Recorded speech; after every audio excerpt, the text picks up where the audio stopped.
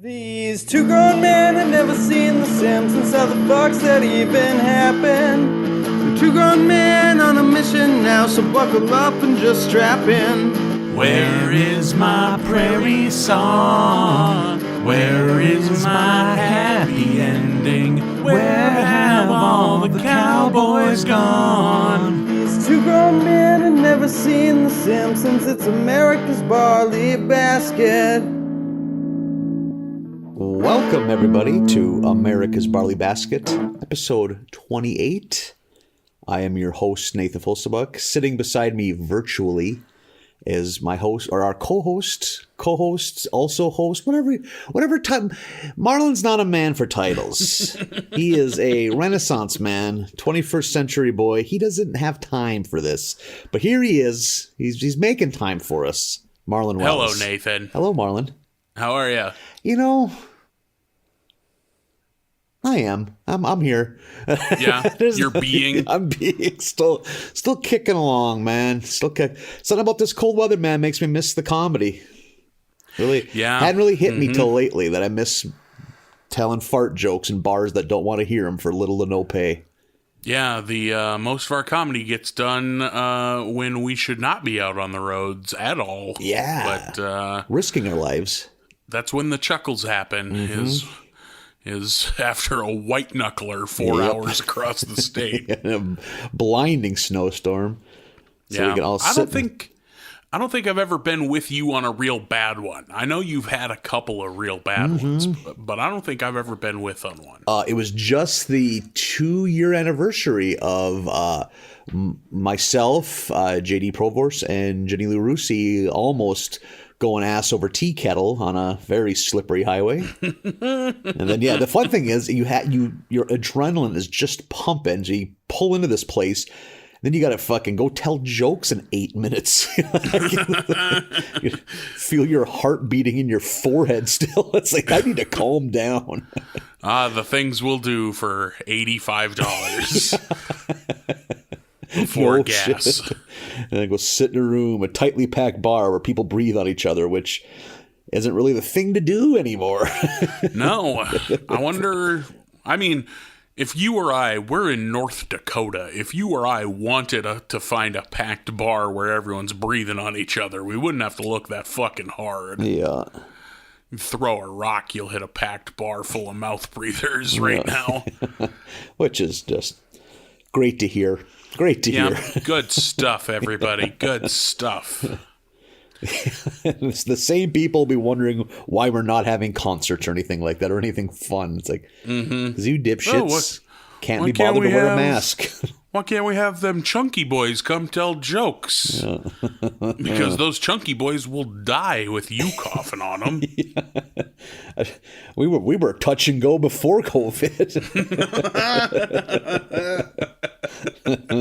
We've had to share plenty of hotels. There was already a lot of troublesome breathing. Yeah, there was. Every one of our breathing patterns sounded like a fucking jazz drum solo. That was not a traditional 4/4 rhythm. Yeah, not at all. Really, we're like Tool for breathing. This time signatures all over the fucking place. Oh, jeez. Fucking Neil Peart's letting her rip in there. No, that's just a real lot of sleep apnea. Like a sleep apnea barbershop quartet. Yeah. Real raspy respirations.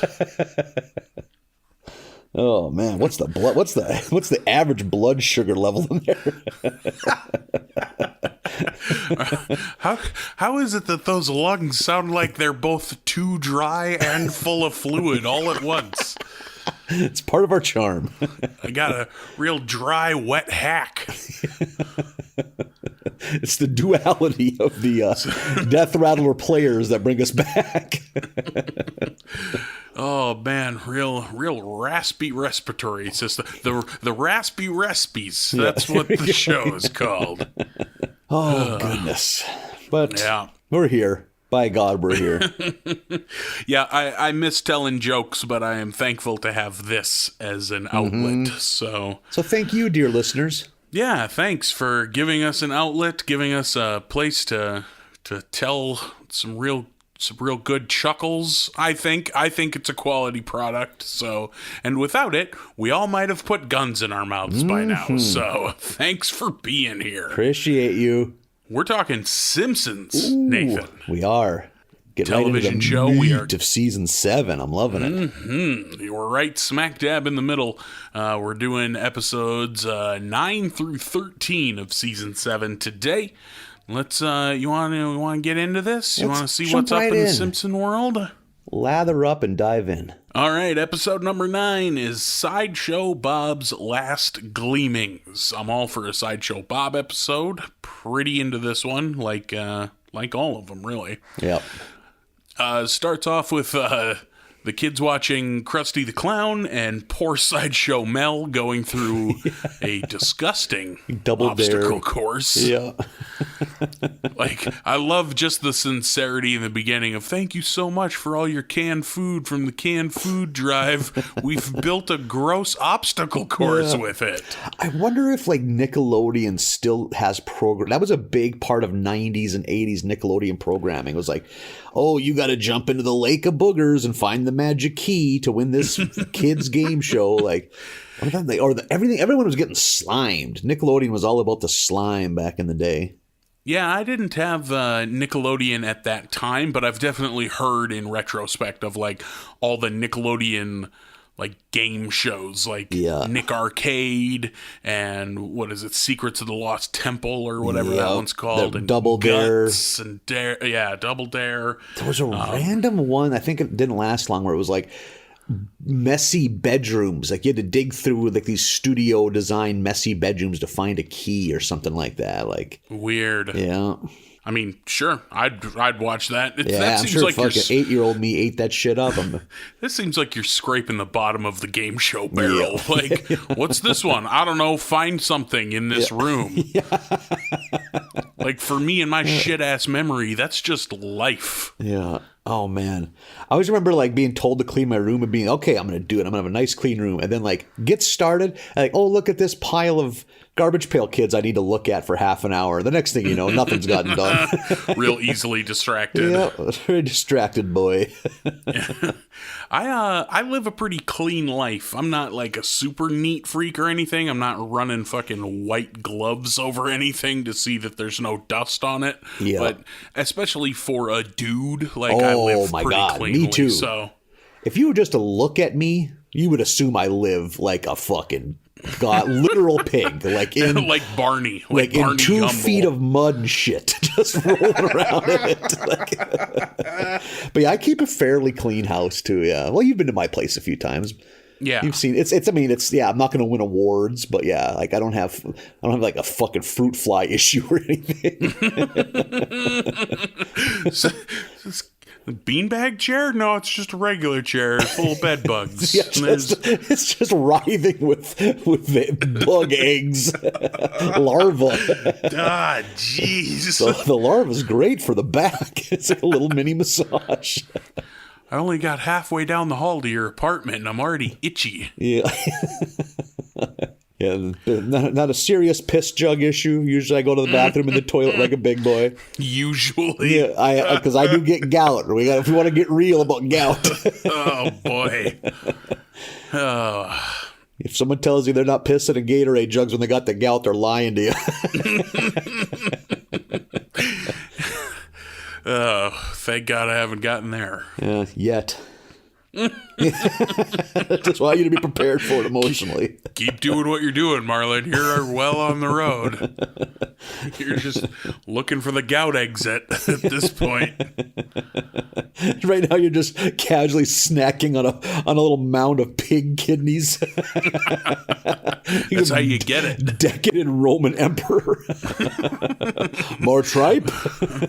Oh, I need these sweet organ meats. We get some shots of Sideshow Bob in prison. Not much of a prison. The minimum security prison where even the front door is unlocked. Yeah. I love that Sideshow Bob has a huge problem with television. Hates television. Yep. him building that little wooden Westminster Abbey inside of a bottle was pretty cool. Yeah. And then it is ruined by television. Yeah.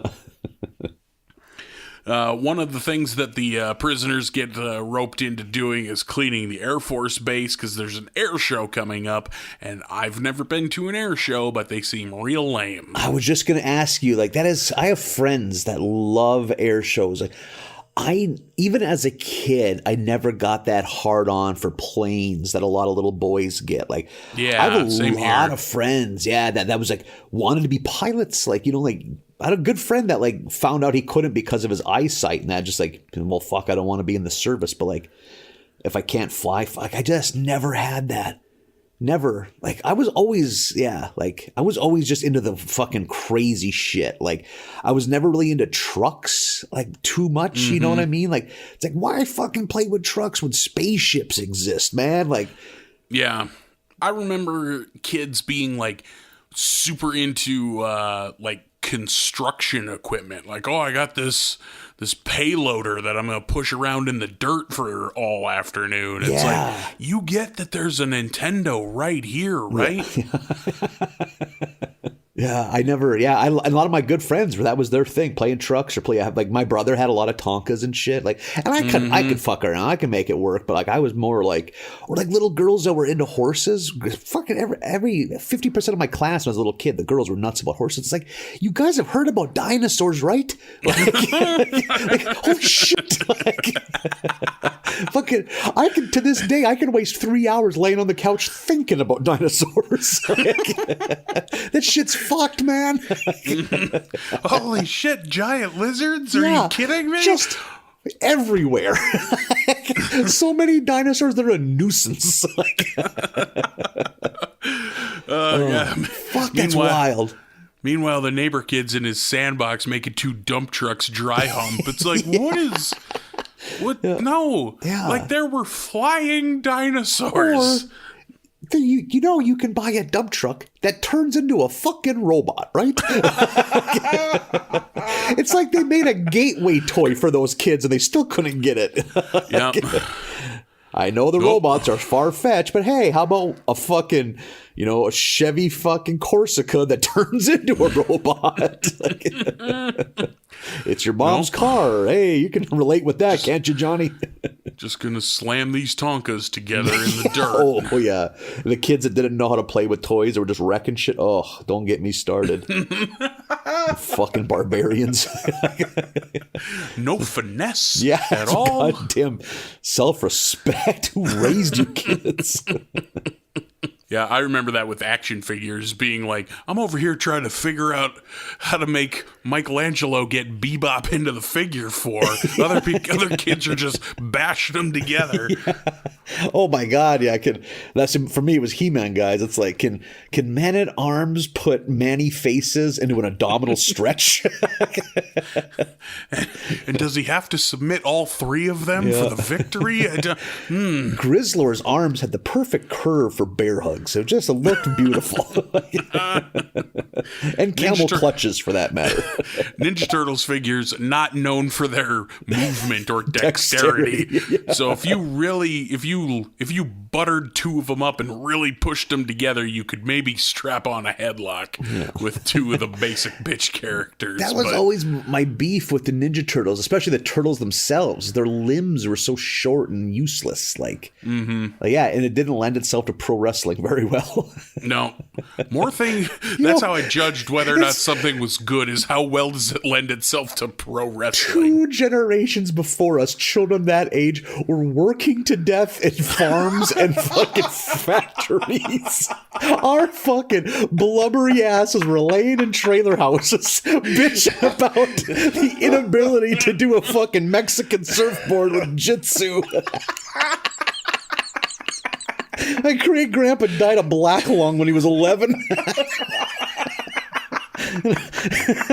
Smelting plant in Oslo. After 5 proud years of employment. Yeah, and already had 3 kids. Well, he lived a good life. Bjorn Bjorgelson, may he rest in peace. Turns out it wasn't even the plant that got him. It was all the smoking he was doing. Oh, God. Thanks, dead people, for making things better. We're doing our damnedest to turn it back to those times, so don't you worry.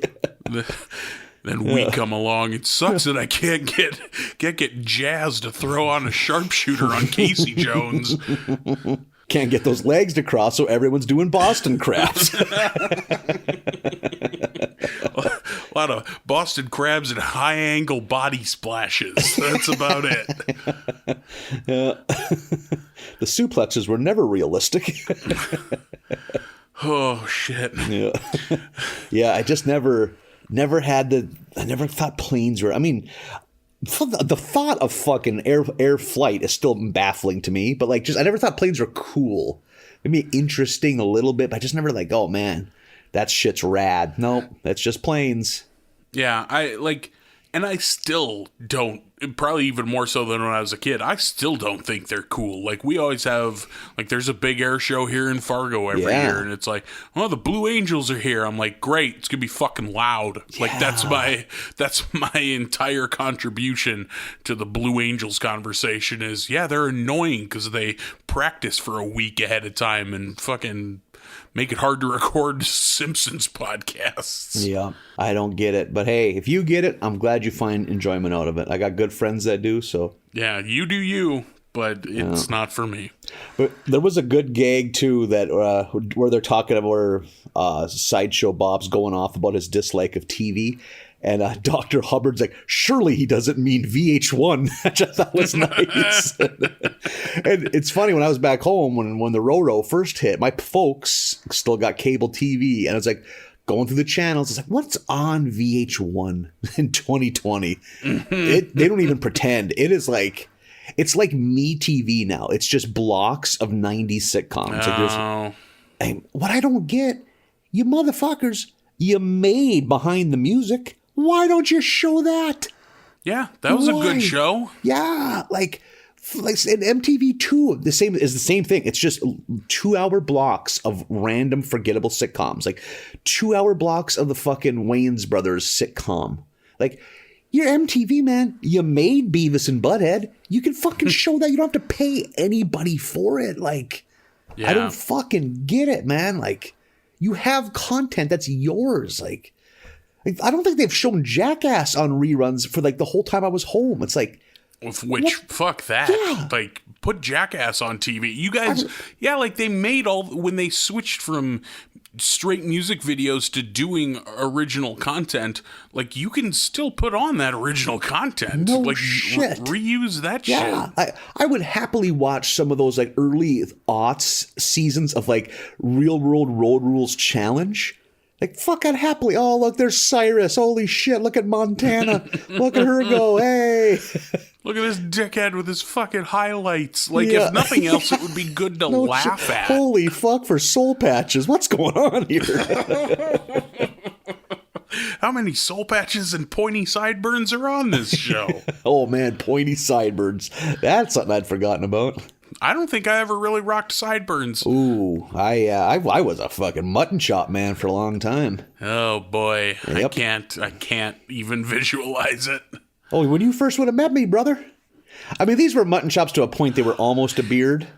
Okay, yeah, yes, that's true. I just kind of trimmed up the trouble spots. That's kind of what my facial hair has always been like, kind of like Pangea, just as it's starting to unravel into other continents. So there's a lot of straits of Magellan in my facial hair. And now I've just given up the ghost. I just let it all go, because why bother? Fuck it. Yeah. So while they're cleaning up for the air show, and just before the prison bus leaves, Sideshow Bob manages to sneak away, and they're loading up the prison bus, and the Chief Wiggum is like, no one can find Sideshow Bob. Where'd he go? And then, rather than actually search for him, he just goes, if anybody asks, tell him I beat him to death. Yeah. And they just take off. Yep. So great. There's a fantastic moment where all the kids are like participating in the air show shit, and one of them is you can sit in the cockpit of the F-15, and Milhouse is in there yanking around on the flight stick and like pressing missile buttons like, take that, Mom, take that, Dad, like really working some things out. I don't want to see a psychiatrist. Yeah, this is what you get for making me see a psychiatrist. And he hits the eject button and just gets launched away, and you never see him the rest of the episode. Yeah. Oh my God. Bob gets a hold of an old-timey 10 megaton nuclear warhead. I love the aesthetic of the 50s style bomb, the bulbous, like light bulb shaped bombs. Yeah, no kidding. I love that aesthetic. Yeah. Something about like 50s military industrial aesthetic. A lot of rivets. I'm big into rivet. I'm a rivet man, Nathan. It's crazy that we got that high tech with like our nuclear capabilities, and we were still housing them in like steel balls with rivets on them. The power to destroy the Earth 100 times over. And putting them in a big tin Quonset. Just throw it in there, I guess. Yeah, that was the storage for it. Yeah. The air show starts, and it's apparently some manner of like the history of flight, and it starts with a salute to box kites. Yeah. Which, holy shit. Yeah. The way the audience hates this is maybe my favorite thing in this whole episode. And Martin is kind of the ringleader of the box kites, because of course he is. Yep. I like the movement to having Martin really embrace his like nerdiness. Like he's not ashamed of what he's into anymore, which I really appreciate. Yep, he's a proud lute player. He's super into box kites. Yeah. Bob comes on the TV and or the Titantron that's there, and also quickly, I love that Marge hates this. Marge hates everything about this air show. Didn't want to go to it in the first place. Hates it the whole time she's there. Bob wants to abolish television in favor of conversation and scrimshaw, which is fucking rad. Yep. Maybe that's the habit I should have picked up in COVID times. Just get deep into scrimshaw. That would help you impress people once COVID's over. Oh yeah, what did you do with your isolation time? Well, look at all these bones. Yeah. I'm a bone poet now. Gotta update my Tinder profile. I'm absolutely adding bone poet to my Tinder profile. I carved your image into a narwhal horn. Please stop calling me. I've never even met you. How'd you find where I live? Where do you get all these narwhal horns from? Will you accept my bone? Stop saying it like that. You're dressed up like a fucking medieval lute player, the big silly hat and stockings and pantaloons. Narwhal horn for my lady? Get the fuck away from me. Here's $30. It's all the cash I have. Just please go away. Everyone takes off knowing that Bob has this nuke, except Bart and Lisa. They stay at the Air Force Base.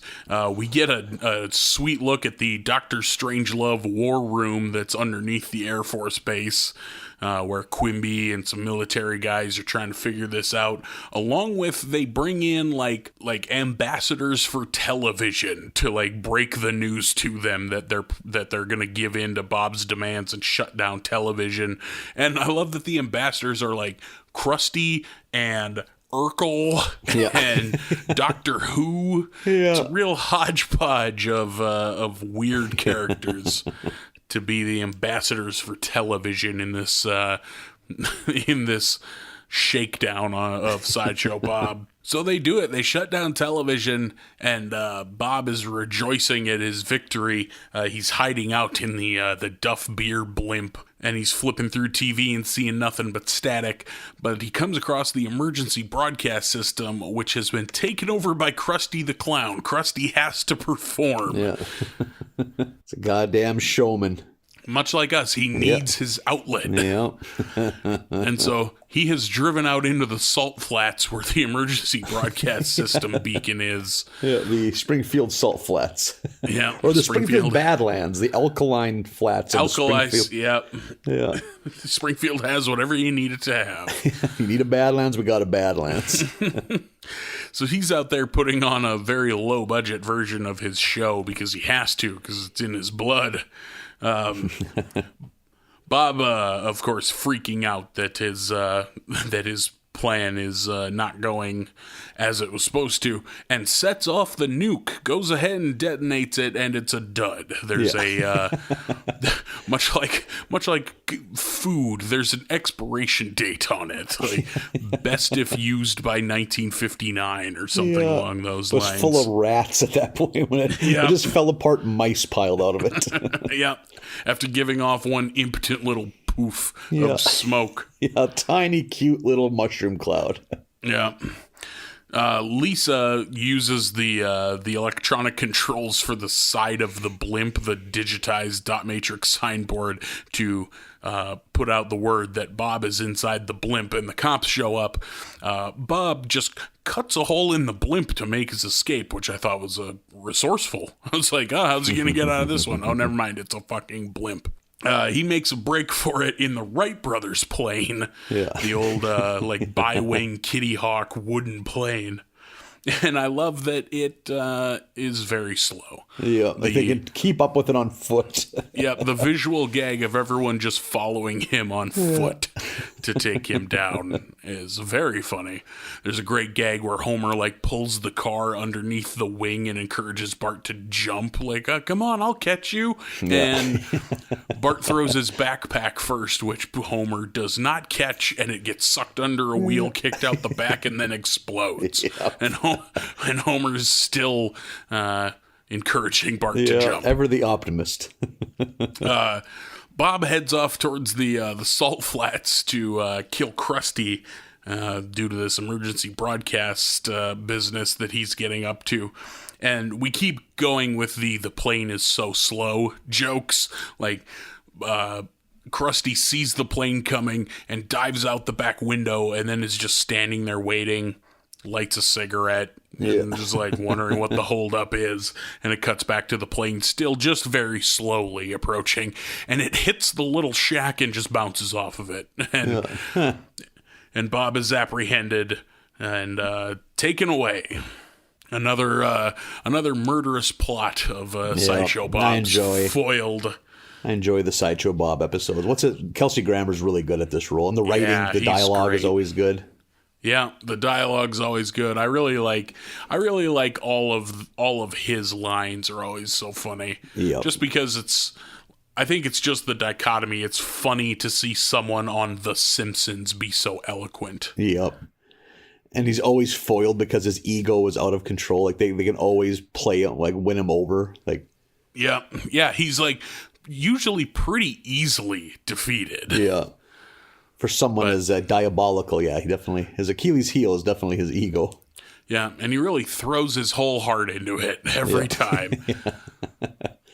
So those, I kind of like the tradition of having about one Sideshow Bob episode a season, it seems like. Yeah, it's always a treat, like when it comes up in the episode list, like, oh, we're getting a Sideshow Bob. Good. You know, it's way early in the episode, but I really love that. Like, Homer never remembers. He's like, Sideshow who? And the kids have to be like, he tried to murder Bart, and he, like, ran as a Republican and took over the town. And, tried to murder Aunt Selma. Yeah. Like, it's much like how Burns never remembers Homer. Yeah. Even though they've had these amazing run-ins, like life-altering run-ins with each other on multiple occasions. Just like, God damn it. His daughter shot you? Yeah, it's another good one, thanks to Kelsey Grammer and company. Arlie Ernie in that one as well. The drill sergeant from Full Metal Jacket. Yeah. Basically doing what playing he himself. Does. Yeah, like if anyone's ever been typecast in this world, it's got to be him. Yep. But hey, he does him well. Like he does. I think maybe my favorite appearance of him outside of Full Metal Jacket was Saving Silverman. Oh no, I've never seen that. Ooh. But he in one episode of Scrubs, he plays the janitor's dad on an episode where everyone's parents come to town. Yeah. And he's great as because he's less military and more just like a strict dad, but still has that same kind of attitude. And it's just perfect that would be the janitor's dad. Like that fits perfectly. I like the sounds of that casting. Yeah, it was a good fit. One tradition I am not a fan of is how it seems that every season we got to have a fucking clip show episode. Yeah, I'm pretty over it. Yep, and that's what the next episode is. Will this be episode 10? Am I wrong? You got it. Hey, episode 10 is The Simpsons' 138th episode spectacular. So yes, another clip show. And it's Troy McClure. It's kind of playing off of like the 200th episode of whatever long running sitcom where they have like a host on set kind of talking about the about the show and its legacy. And of course, the host is Troy McClure. Mm-hmm. And I mean, there's some good gags, I guess. And then we get a lot of the footage from the OG Tracy Ullman show episodes when holy shit, that animation, man, gave me a fucking headache looking at it. Like, yeah, it eventually, because they show a lot of, I feel like the whole first segment of the show is Tracy Ullman clips. Yep. It does towards the end start to look like The Simpsons, but boy howdy, that early Tracy Ullman stuff is like rough. Bart's too big. Like, I don't like that at all. He's like, is Bart supposed to be like 17? What's going on here? Like, his head is bigger than Homer's. Like, nothing makes any sense. Like, yep. And I do like, though, at the beginning, the chalkboard gag was kind of in on it. Like, the chalkboard gag goes, I will only do this once a year or something like that. Yeah. Which, hell, make it once every 5 years. Yeah, we don't need it once a year. That's too much. One thing I found out. Oh, go ahead. I'll give them this for this one. At least a lot of it is footage we haven't seen before. True. Like, we got that backstory, like the second... The alternate ending to the Who Shot Mr. Burns. Yeah, that they also animated and produced to like throw people off, like so that none of the animators could like leak it. Yeah, which is awesome. Yeah, I'm pretty into that. Actually, I appreciate that that's attention to cool. detail. Yeah, and I like the viewer mail, like the asking about about Smithers' sexuality. It's like we all know what's going on here. Yeah, we know. He is really into Mr. Burns. Like that shoddy, like screensaver he has. Uh-huh. Like the audio's all messed up, which I love. I had forgotten all about the Smithers birthday fantasy with dancing naked Burns coming out of a cake. Oh, that was really funny. So ridiculous. So much of this episode is like, here's some scenes that were cut that didn't make it into these episodes. And I don't know about you, Nathan, but I learned pretty early on in the DVD era when you're buying special editions with cut scenes that never made it in. Those scenes are cut for a reason because they're not good. More often than not, that someone made a wise choice to leave them out. Yeah, there's a reason these scenes end up on the cutting room floor. One thing they did like a little trivia thing with each commercial break. It's like, and they mentioned 2 characters that have died. Did Dr. Marvin Monroe die? Yeah, I thought that same thing because they bring up both he and Bleeding Gums Murphy. Yeah. And I don't remember Dr. Monroe dying, but now in retrospect, I haven't seen him in a while. Yeah, he was a regular for like the first 3 seasons. Like, So maybe he's just like dead in the eyes of the Simpson family because I don't remember him physically, leaping off the mortal coil. Like I think I'm sure he'll still pop up again. I think that was just a goof. They just like goofing. Yeah, I think so too. That's the thing. Like this whole thing is like, it's like kayfabe. I don't know if it's the joke or if it's genuine. Yeah. Like, are these actual like fun facts or? One thing I learned is that it's pronounced Matt Groening. I had no idea. Oh, yeah, you didn't know that? Nope, thought it was Matt Groening. Oh, well, there you go. I kind of feel like I've really committed to Matt Groening, so I kind of want to stick with that. We'll see how I feel the next time I got to say his name out loud. Yeah, you do you. Yeah. I like how he's portrayed in this episode of just being like a lunatic asshole. They show a clip of like animated Matt Groening, like with an eye patch, just doing tequila shots, and then he shoots at the camera with a revolver. I've always been that way. Like as a kid, if I mispronounce someone's name right away, I could never change it.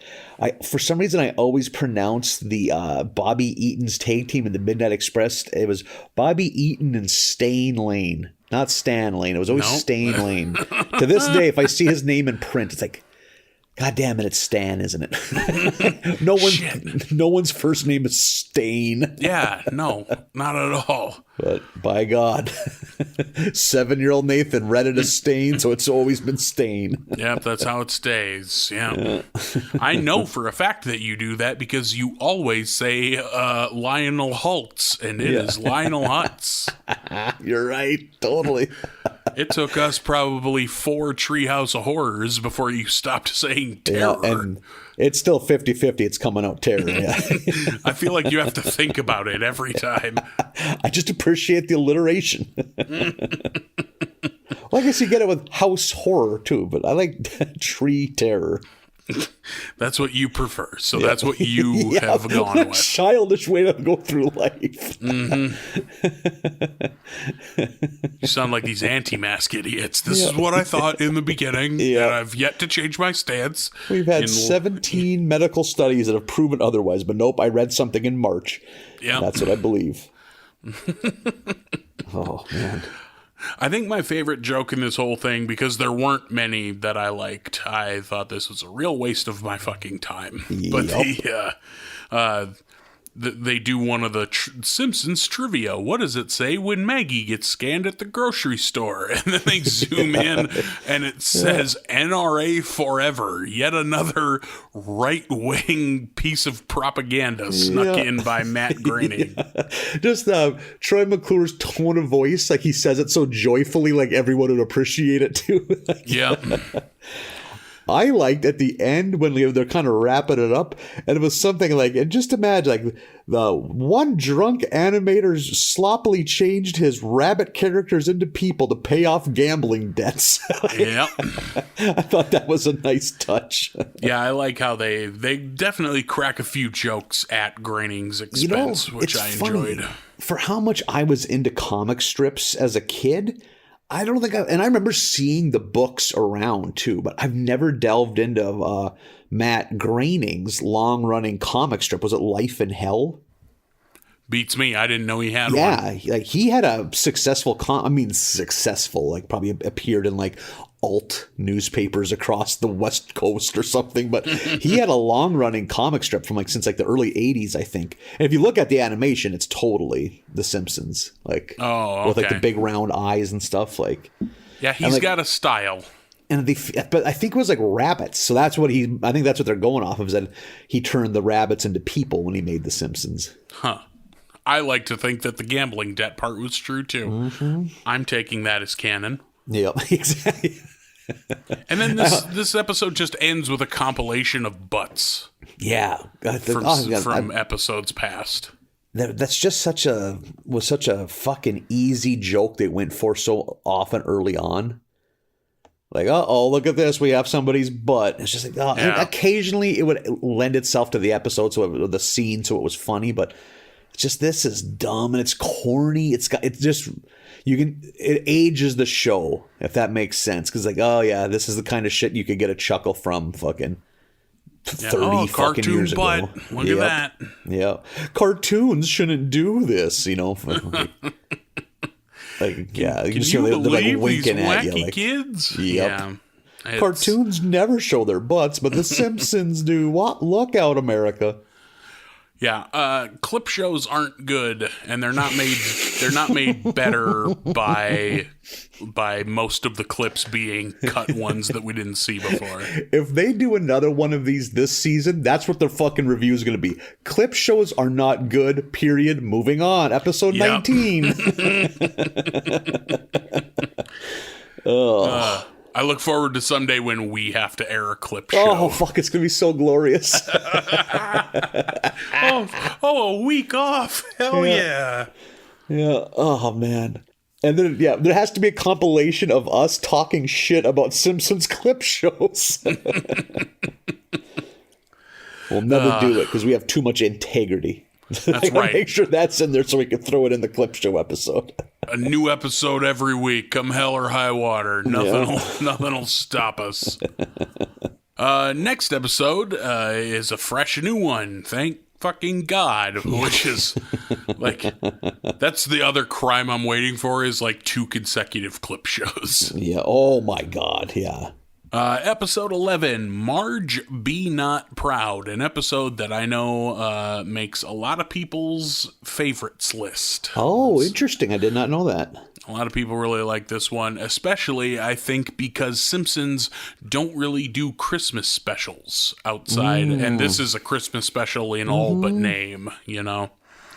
Bart and Lisa are watching the Krusty Christmas when there's a fucking awesome commercial for a new video game where Santa Claus comes crashing through the wall and fires this video game into the console with a fucking bazooka.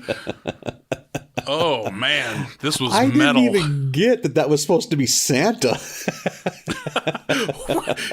He was in a sleigh with reindeer and a big white beard. What the hell? But he was also like ripped and shirtless with like big titty bikini babes around him and stuff. Yeah, man, that's how Santa rolls in this commercial. Get fucked. Man. It's got a real like heavy metal magazine vibe to it. Yeah, or like just kind of like a, my first thought was Randy Savage in the old Snap Into a Slim Jim commercials. Oh, sure, yeah. He often burst through walls and like threw meat product at children. Randy Savage took a lot from the Kool-Aid Man. Oh, did he ever? But man, that flying elbow drop, maybe my favorite finisher to this day. Yeah, the big elbow. As a kid, as a singles, my favorite is the Doomsday Road Warriors. Doomsday device, sure. As a child, that was a huge mark for the Road Warriors. Yeah, well, how little it takes for us to just go off onto a wrestling tangent. I think secretly we both want to host a wrestling podcast. Yeah. But for me, it would be like we could talk about wrestling from 1989 to 1990, and then from 98 to 2000, and then like 6 months in 2012. Everything else would be just me being really confused. The most specific wrestling podcast. You want to talk about 1989 era world class? That missing link, he was sure crazy. How many Von Erichs were still there in 89? Yeah, we were down to 3. If you count the little dopey one that didn't really wrestle. I think he cheesed himself because he was the little dopey one. So, some people measure time differently. Yeah. Nathan measures time by how many Von Erich brothers were there. Yeah. Oh, yeah. David was long gone by the time I got into wrestling. Bart wants this video game, Bone Storm, which is clearly just a Mortal Kombat knockoff. They show some gameplay footage of it in that ad, and it's 2 3-armed Goros going at it, which I really appreciated. There's some decent video game jokes in this episode. It shows how big of a deal Mortal Kombat was when it came out, that it's how prominently featured it is. Like, those are references people got, because like parents were losing their shit over Mortal Kombat. I think this is maybe a year or two after maybe not, 94, 95-ish probably. So yeah, the Mortal Kombat hysteria was probably still pretty big at this time. Probably still pretty hot, at least when this was animated for sure, you know, because... Were you old enough, you would have been pretty little when, like, Mortal Kombat first came out, but was that part of your childhood at all? Yeah, I'd have been around 10, and I didn't have a Sega Genesis or a Super Nintendo, but my cousin Sean did, and whenever he would come over, he'd bring it. So, and then there were a couple other kids that I hung out with that had Genesises, and yes, we would play the shit out of Mortal Kombat. To this day, I am still a Mortal Kombat fan. Like, I was playing Mortal Kombat 11 not 24 hours ago. Oh, awesome. See, never Mortal a Street Kombat... Fighter kid. Oh, really interesting. I dabbled in both. Yeah, I dabbled a little in Street Fighter 2 and then eventually 4, but was never... I'm still firmly on the Mortal Kombat side of things. God, I differed depending on the day. I mean, I was always more of a Mortal Kombat 2 guy. I think it was just that was the one that I rented more. I never owned any of them. I must have just borrowed from buddies and stuff and traded games. Who is let's say you get the Mortal Kombat 2 lineup. Who you going with? Sub-Zero or Baraka as a backup. Bro, there's a reason I knew this podcast would work. I am Baraka, ride or die. Yeah, I always like, because he's not in every game, even as they went down the line. But the games that Baraka is in, I usually roll Baraka. God, yeah, just that spark shoot thing. And then when he dropped to one knee and do the slice and dice with his blade arms, fuck, all day, every day. Yeah, I was a big Baraka guy, in 2 especially. But I mean, like in 2, you wanted to play as a new character, and he was one of only of a handful. So you never got into did you play enough Street Fighter to have like a favorite character? Like, let's say if your apartment announces we're playing for car titles, like and just part of your release, this fine print you didn't read. Probably either. It's a real basic bitch answer, but it might be Ryu. There's so many. That's fair. There's so many charge characters in Street Fighter. Yeah. And I don't like charge characters, so I'm not into Guile. I'm not into Bison. Vega never really did it for me. Blanca has too many fucking charge up shit. Yeah. So yeah, but it's like I also like. I'm not real good with Street Fighter's controls. Like, Dragon Punch is real hard to pull off. I can do a Hadouken all day, but who fucking can't? Yeah. So, yeah, but it's probably Ryu, but I'm not good at it. I'm a Sagat man. See, I like Sagat, and I always wanted to be a Sagat man. Like, I tried getting deep into Sagat when Street Fighter 4 came out, but he's a fucking complicated character. Yeah, a complicated man. There's always, he in particular has a lot of Dragon Punch motion, the forward, down, back, down, forward, like that Z motion that I have a hell of a time trying to replicate. Well, yeah, once you get good at him, once you get those moves down, like he's just such a pain in the ass because he's so big. He just takes up, like, those big moves take up a lot of real estate, He's real long. He's got a good poke. Yeah. Get a leg out there. Yeah, good leg sweeper too. And I'm that jerk that just likes to kill the death by 1,000 leg sweeps. God, you're just an insufferable prick. Yeah, when I'm on my game, my Street Fighter 2 matches have no viewing entertainment at all. It's just a tedious defensive leg sweep battle. Running out of time a lot. A lot of letting it go to the judges. Yeah. Technical victories. Yeah, that's your whole strategy. Just play for time. Yeah. Oh God, I hate playing against people like you. Yeah. Because I don't have the finger dexterity. That comes up 2 episodes in a row. Hello, ladies. To pull off I can't just throw a wall of crazy shit at you. So I got to do the hide in the weeds strategy. Wait for you to get bored and fuck up type. You're out to frustrate your opponent. Yeah. The things we demand so much of our listeners. Like, if you were still listening to this, you angel. Because no one was sitting there wondering, I wonder what their hot takes are on Street Fighter 2 strategy. Oh man, like they definitely stuck with us for like, who's your main, and then fell the fuck off once we got into the weeds. There's someone screaming at their phone right now. Moving on.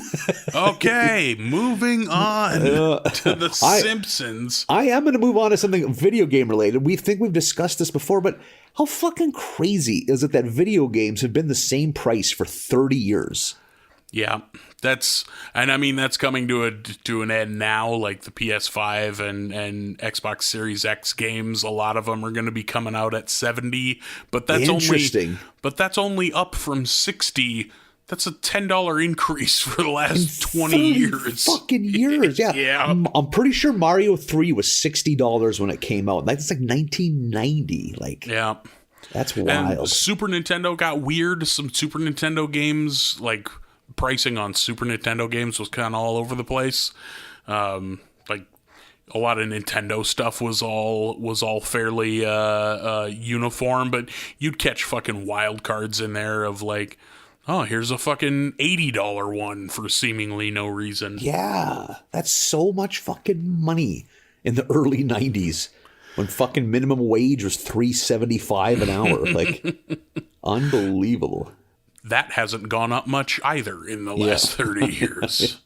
No shit, yeah. Bart's laying in bed, and wouldn't you know it, Marge comes in with tuck-in time, which was a lot of fun because Bart really hates it. Very embarrassed. God. I love like dorky mom Marge, like that line. Well, if loving my kids is lame, then I guess I'm just a big lame. Mom, it's lame to brag about being lame. I love that. Bart goes over to Milhouse's. Milhouse has Bone Storm, and I want, like, for my computer, like my laptop wallpaper to be Milhouse doing the Maxell sitting in the chair getting blown back image. That thing is so perfect. His name. Yeah, this is amazing. Thrill House is his video game name, which is great. Yeah, it doesn't all fit. Oh, man. Oh, but just that image of him leaned way back and sunk back into the chair like the Maxell commercial. Holy shit. I love to, and like Bart wants to play and they get in that little fight and fucking Milhouse, of course. Mom, Bart's swearing. Yep, and Milhouse, gets him kicked out. Oh, he's such a pud, and I just love it. He sucks. Oh, man. The Bart goes into what's the name of the fucking their fake Walmart? The Try and Save, which I enjoyed. He goes in there and he runs into the delinquents and they're shoplifting. Jimbo and Nelson are shoplifting. Bart's strategy is to just sadly stare at the video game until somebody takes pity and buys it for him, which is not a good strategy. That's not going to happen at all. Yep. The clerk leaves open the locked video game display, and Bart is thinking about shoplifting, and he gets a series of video game characters all being the devil on the shoulder. He gets Luigi and Mario and Donkey Kong and Sonic all telling him to shoplift this video game. And he does. He does it. He's moving on to big boy crimes. Yeah, slips it into his coat and makes his way out the door. And steps outside and is immediately busted by the security guard of the store. Voiced by a very no-nonsense Lawrence Tierney. Yeah, Lawrence Tierney, who is known for being real hard to work with.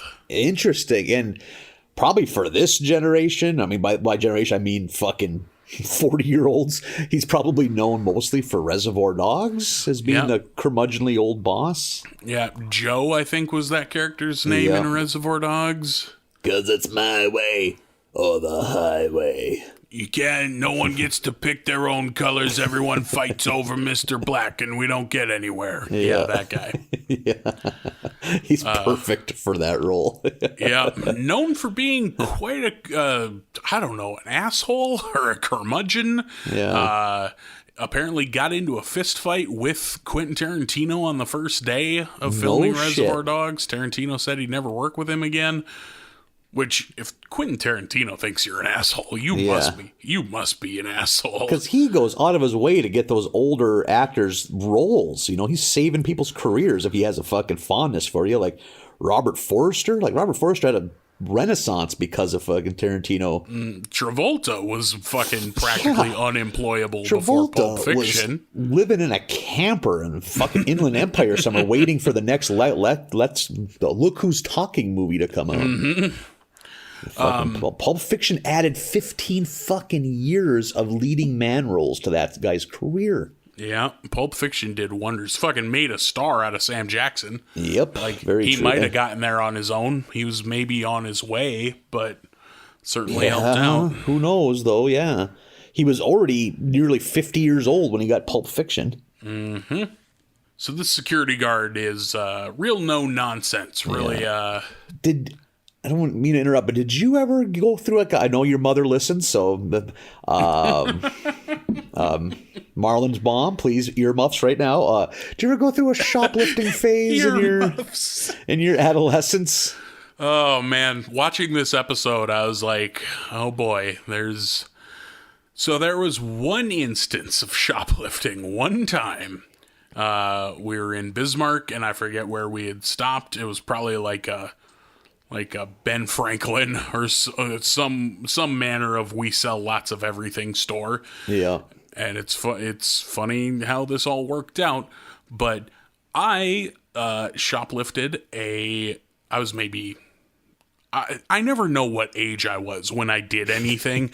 So I'm going to say 8 or 10 because it's around there. Maybe 12. Who knows? But around in there.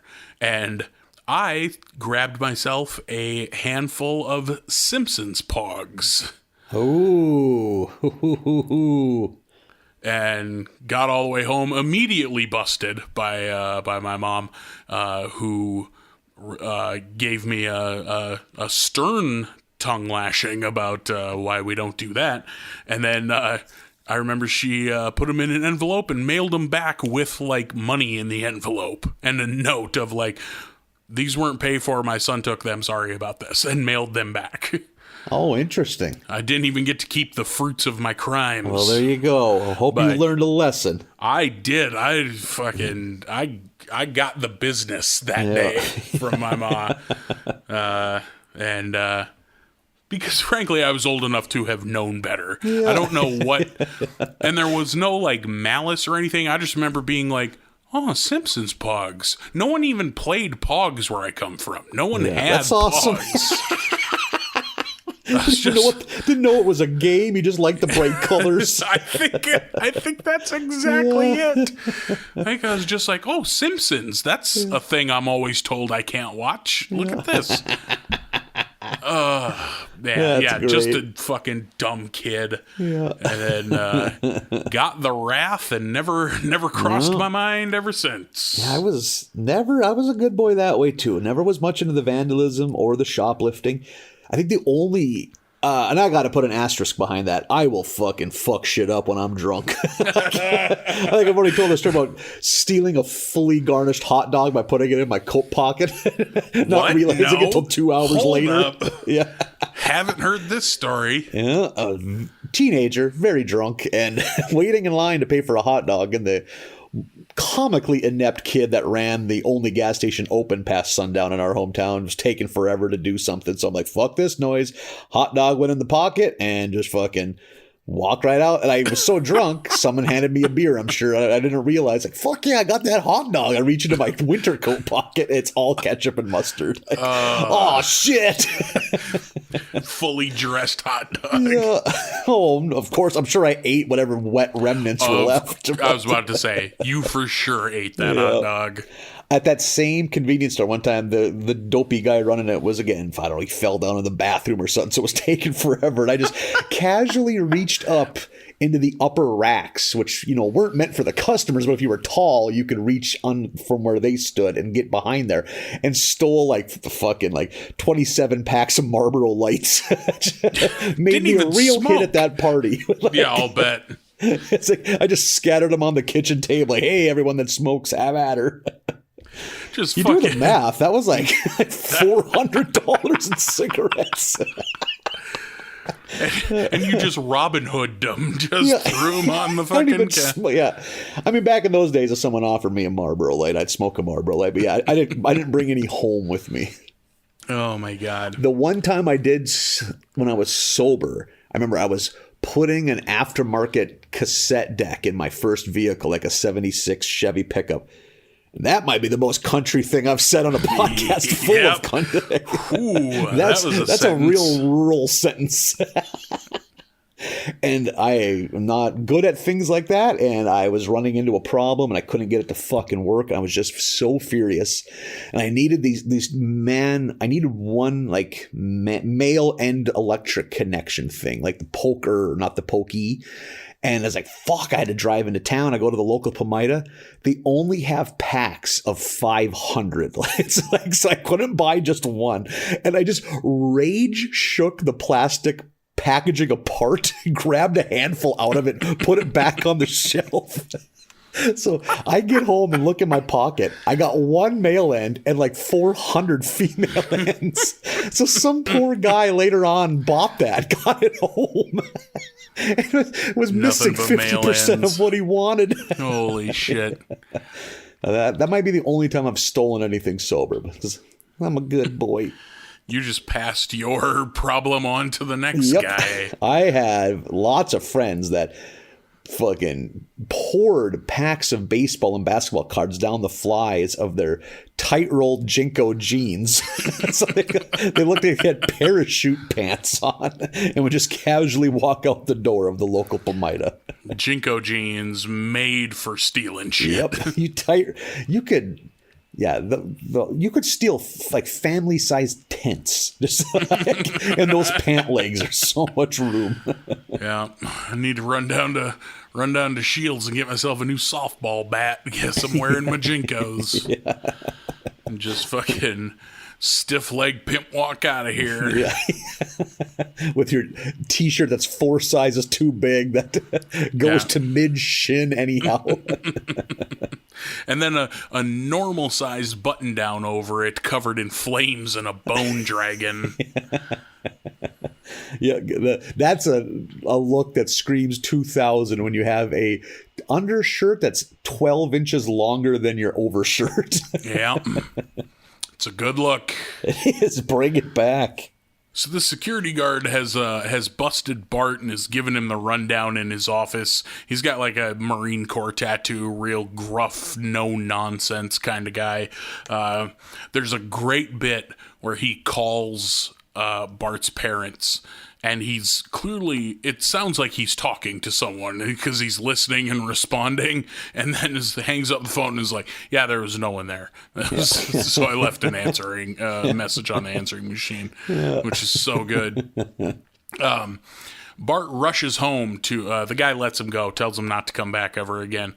Bart goes rushing home in order to beat his parents to the tape, and I thought we were going to have some hijinks in this sequence. I thought we were going to have some Ferris Bueller references. That was my very first thought, because he sees them going by on his way home, so I thought that's where we were going, but not. Homer gets home, and Bart has already gotten there and has replaced the tape with something else, with a music tape, I think. Yeah, it was like a novelty. Is it Alan Sherman? Is that the guy's like, hello, Mata? That sounds right. Hello, Fada. Camp Granada. Yeah. This is what we got to thank Weird Al for. That's what musical comedy was before Weird Al. was dumb shit like God, that. Weird Al showed up. Yeah, we don't say that enough as a society. I agree. You, Weird Al. Let's build a statue. Because before that, we just had Ray Stevens, and that's no good. Oh, my God, yeah. I owned multiple Ray Stevens cassettes as a child. What a life. Why didn't the cashier just... No. Go get something else. You can't You're have 12. This. Go buy something cool. Yeah, you shouldn't be a 12-year-old who thinks the same thing as your grandparents is funny, you know? There's a generational divide in comedy for a reason. Yeah. I mean, sure, The Streak is a timeless classic, but not all of Ray Stevens stuff. Not. God. He just wants to show off his physique. The fastest thing on 2 feet. Yeah, don't act like I don't know Ray Stevens. I was right there with you, but looking back, I shouldn't have been. Yeah. You're traumatized by it. Meanwhile, I'm just reveling in it. Yeah, this is good stuff. You can't argue.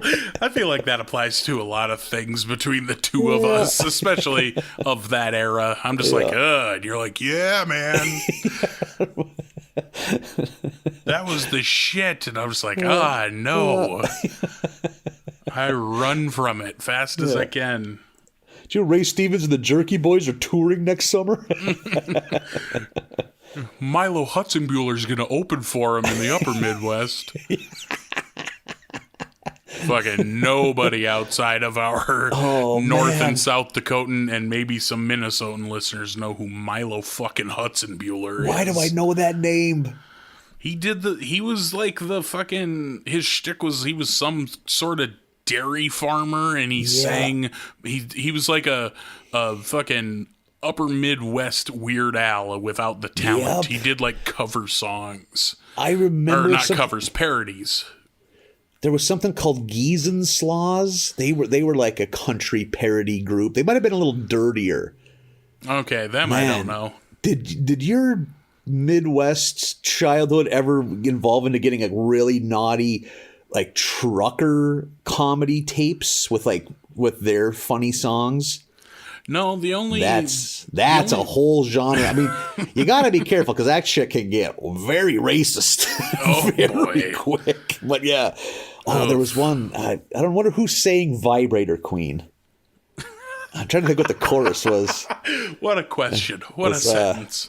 Something to AC/DC, try it and you'll see. It's guaranteed to make you cream in your jeans. I remember that particular stanza stuck with me. Odds are you still have that cassette somewhere because you don't throw anything away. So, I sold my cassette collection and it haunts me to this day. I'll bet. Yeah. No, the only like raunchy audio we were getting into in my youth was like the Adam Sandler albums. That was but that's about it. Yeah, that could get pretty racy too. Yeah, but it was good. That shit was so good. And then I broke off on my own, I think I mentioned before, and got super into the Cheech and Chong skit albums. Oh, yeah. And then weirdly, deeply into the Smothers Brothers. Interesting. That is peculiar for a boy your age. Mm-hmm. I was a fucking 16-year-old in Jinkos listening to like Mom Always Liked You Best and thinking it was the funniest shit of all time. That sounds like a recipe for teenage popularity. It was, let me tell you. Really slayed the puss dragon all through my teens. Oh, man. You want to come over to my place and listen to the Smothers Brothers? It's one of the lunch ladies at your high school. I have plans. So like the jelly? No, that's the Smuckers Brothers. These guys sing funny songs. Is it new? No, it's from the early 60s. It's hello? Do you enjoy satire? Satire from 40 years ago? We're not going to get any of the references. But it's funny. On this subject of parody musicians, who was that chubby country guy from like 20 years ago that he had like a bit of fame, at least in country music circles. Like he had videos that got a lot of airtime on CMT. Cletus T. Judd. There we go. Pulled it out of the depths. Holy shit. No idea. I don't think I've ever heard that no. name. He was... Fuck yeah. He was like big enough that he was a known entity on CMT circa 20 years ago. I think his song that hit the biggest was... a parody of Any Man of Mine. It was If Shania Was Mine. because the joke was he is repulsive, so there's no way Shania Twain would be interested in him. Oh, clever. Yeah, like he kind of had a Guy Fieri look before Guy had it. He's kind of a proto Guy, and then he also got into meth, which is a proto Guy. He got into really hard drugs, and then he lost a ton of weight by consisting strictly off like raspberries or blueberries, but he almost died from vitamin deficiency. Dude's lived a life. Yeah, it's like he should be writing, like he should be like a singer-songwriter, tell us tales, and not just, change the lyrics to Kenny Chesney songs so it's about farting. Like he should be like dude, we want to hear your story. Like, oh, sure, this guy's a clown, but Bob Dylan's an artist. Fuck that. Exactly. Like, just because Bob Dylan doesn't have a multicolored goatee. Oh, Springsteen never ate nothing but raspberries and put himself in the hospital, so he's not a joke. He lost 80 pounds in 50 days, but he almost died from it. Are we sure that wasn't the meth? You brought up that there was meth involved. Yeah, I'm sure the meth couldn't have helped. It probably helped the weight loss. But I bet you can get through a lot of raspberries on meth. They're real little, and methy people, they're real into their fingers. They're real dexterous. Yeah. I just picture him lying in an empty pool in the back of a Nashville higher end house that's going to rot. And it's just him waist deep in raspberries. Back up the truck. The raspberry truck. Yeah. This is your last shipment, Mr. Judd. Your credit card's defaulted twice. He must have lived large on CMT money. Raspberries are expensive. Yeah, exactly. Spent it all on frozen fruit and meth. I like to think he couldn't get them in bulk or by truckload and was just opening them little clamshell cases. Yeah. More clamshells. So at the Simpson household, there's a great joke where Homer has bought all eggnog and bought no milk, and so they're using eggnog as milk. So gross. There's a great bit of Lisa pouring eggnog over her cereal and eating it. And just being like, I think I have chest pains. Yeah. I don't think I have ever this can't be true, but I don't think I've ever had eggnog. I'm pretty positive that I have not. I've had it so little, I can't even think of what it tastes like. I just think I've had it a couple times and realized it's not for me. Okay. I don't think I have. We weren't, because eggnog. I think eggnog, and I think holiday party. There's people coming over, and we were Tom and Jerry people. We weren't eggnog people. Oh man, Tom and Jerry's. I will fucking mess up. Remember that Christmas party I had where I tried to make Tom and Jerry's, but they just didn't turn out right?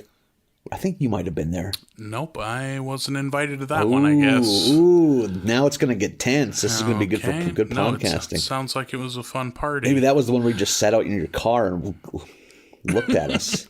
No, that's what you do when you're invited to parties, not me. Is he still out there? No, I definitely was not at that party.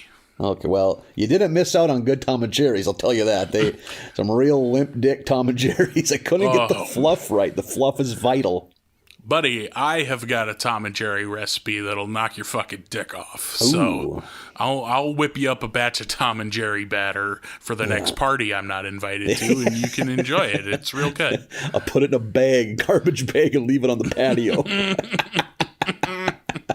I don't know if Tom and Jerry's are ubiquitous, but basically you take Tom and Jerry batter, which is it's kind of like cinnamon roll dough, except way thinner, so it's a batter, kind of like pancake batter.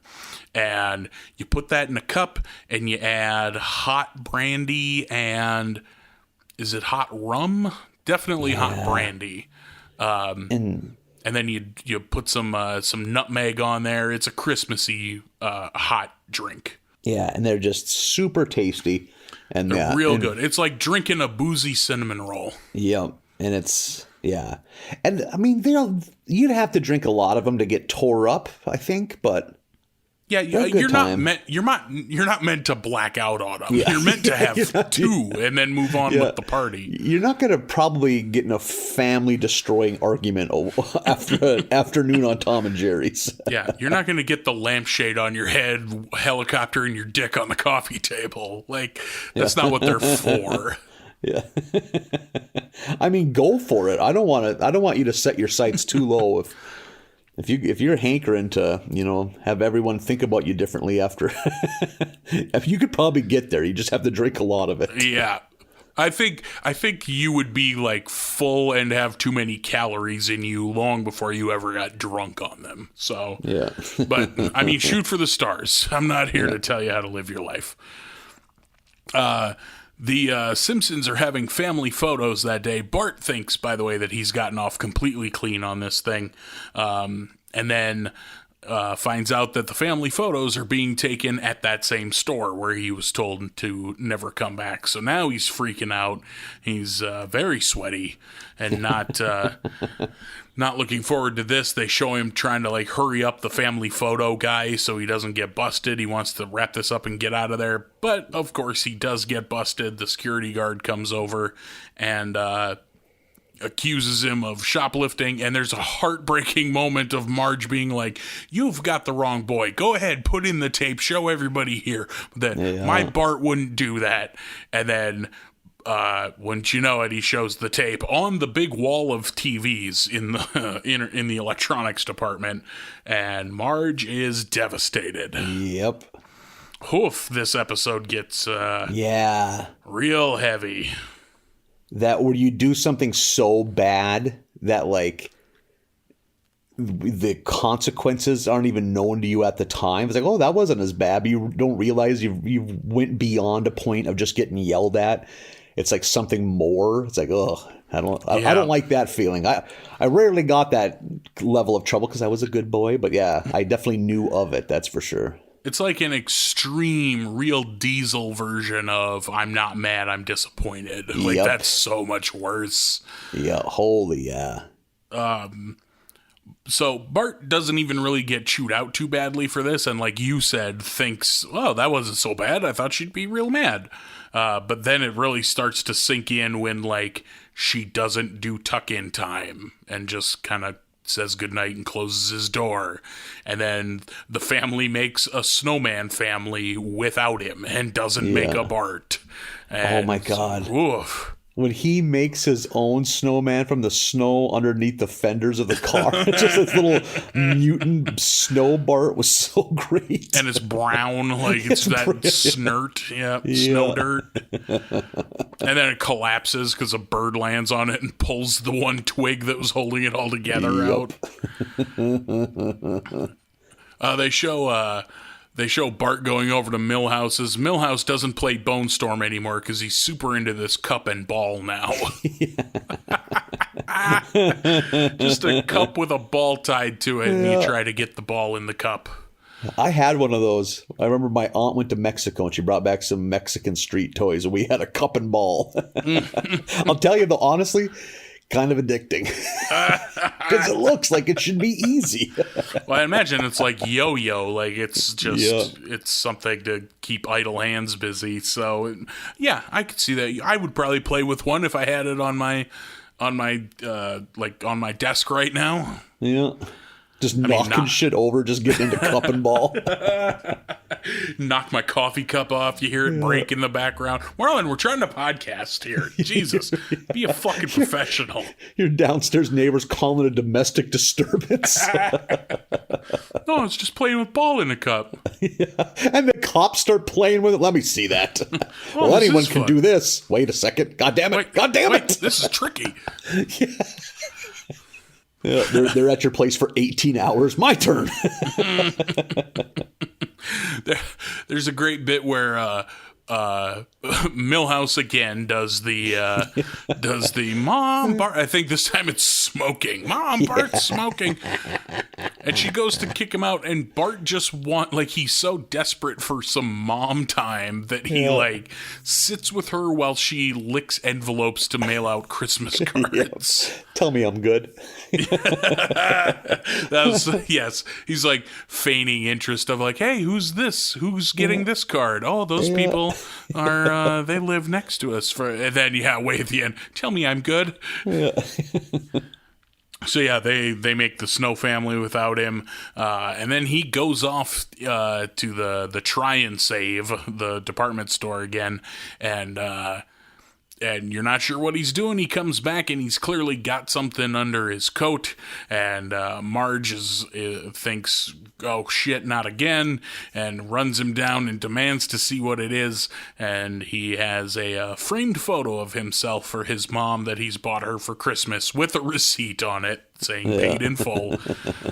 And they have their nice wholesome moment, and then she decides to give Bart something, give him a gift early for Christmas, and she goes, I asked the guy at the store what the game all the kids want, and he excitedly rips it open, and it's Lee Carvello's putting challenge, which had come up much earlier in the episode. Yeah. And I know you and I both enjoy like the weird ends to the episodes. Mm-hmm. I loved this 45-second clip of the gameplay. Yep. May I suggest putter? You have chosen 3-wood. 3-wood. You have selected power drive, and like just knocks it into the parking lot. It's just this awful 8-bit Lee Carvello golf game. Yeah. Which, by the way, a fan made Lee Carvello's putting challenge back in June. It's a game that you can go play. So great. I believe it's on Steam if you want to go play Lee Carvello's putting challenge. Real heartfelt, real good one. I liked this episode a lot. And it's funny that this came up now.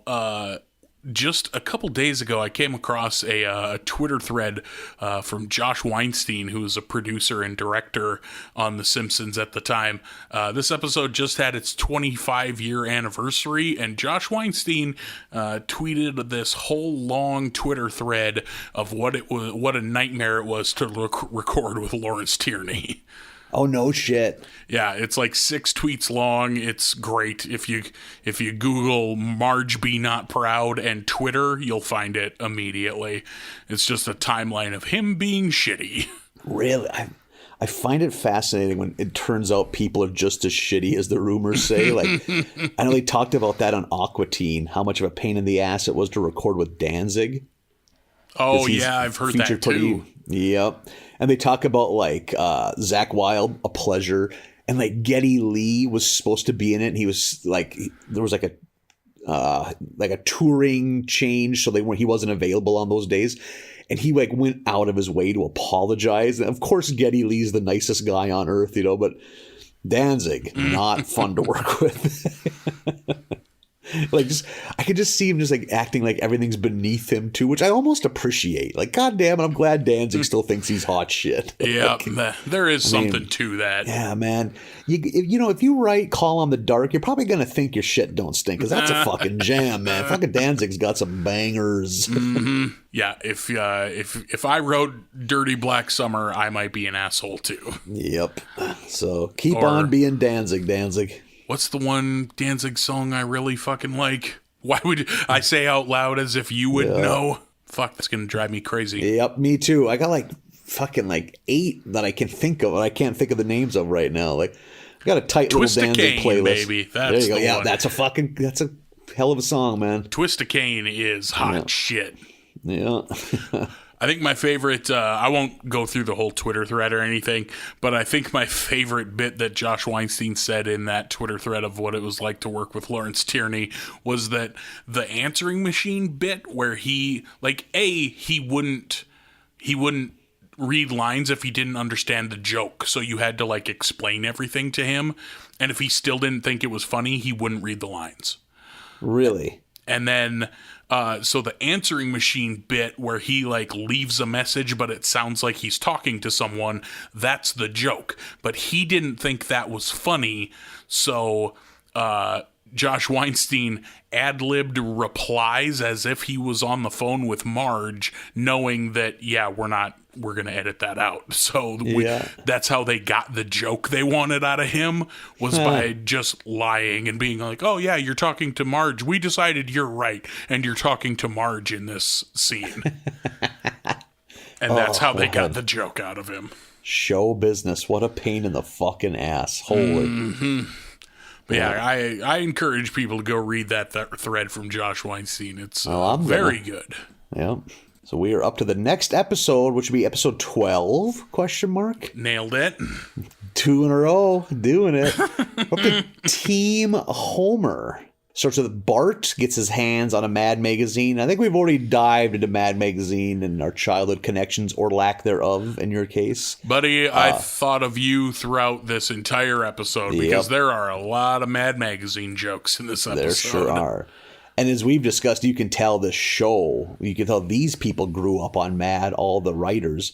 And this show kind of seemed to replace Mad magazine in our culture. Like, it was the super satirical looking at everything, like at all the institutions and kind of tilting them a little bit, like it was it kind of thumbed its nose at authority. Like the Simpsons, totally, that's their thing, Well, fucking hey, we have a George Bush episode coming up where it's just them fucking ridiculing George Bush for 23 minutes. So that is certainly, and that was definitely Mad Magazine's jam, but like, and Milhouse is a great bit, because as a kid, this was me too, because I was usually reading old Mad magazines I bought at rummage sales. It's like, boy, they're really giving it to Spiro Agnew. I laughed so hard at that. Because you, on this podcast, have talked about you being a kid laughing at Spiro Agnew jokes, not knowing who that is. No shit, yeah. When he said that, I remember thinking, like, fuck, I used to always, like, Spiro Agnew was the fucking punching bag. Like, was he Nixon's VP? He had something to do with Nixon. I have no idea who Spiro Agnew is. Like, what did Spiro Agnew do to the people of Mad Magazine? Because he was, but they ripped Quayle a lot when I was a kid. Like Dan Quayle, like, so sure. They like to pick on dumb politicians a whole bunch. And the big thing is when they talk about the Mad fold-in, which, I mean, I think that guy's still alive. He's like 100 years old, and he just did his last fold-in, because I think they're closing up shop on Mad Magazine. I'm pretty sure he's still with us, which is amazing. He's been doing the same monthly article for 65 years. Yeah, Al Jaffe is the guy's name. Totally, yeah. So the big prize in this Mad magazine is there's iron-ons, which, man, have not thought of iron-ons in a while. Yeah, an iron-on graphic. Yep. And it's all the kind of, like, again, kind of poking fun at how old it is. Like, sock it to me, which is, even in the mid-'90s was a very dated phrase. Mm-hmm. And is his down with homework is the one he reveals in school? Yeah, he has a t-shirt that he has ironed on, down with homework, which is like... causes the children to riot. Yeah. Which is insane that seemingly benign thing, but maybe it was a different time. Yeah.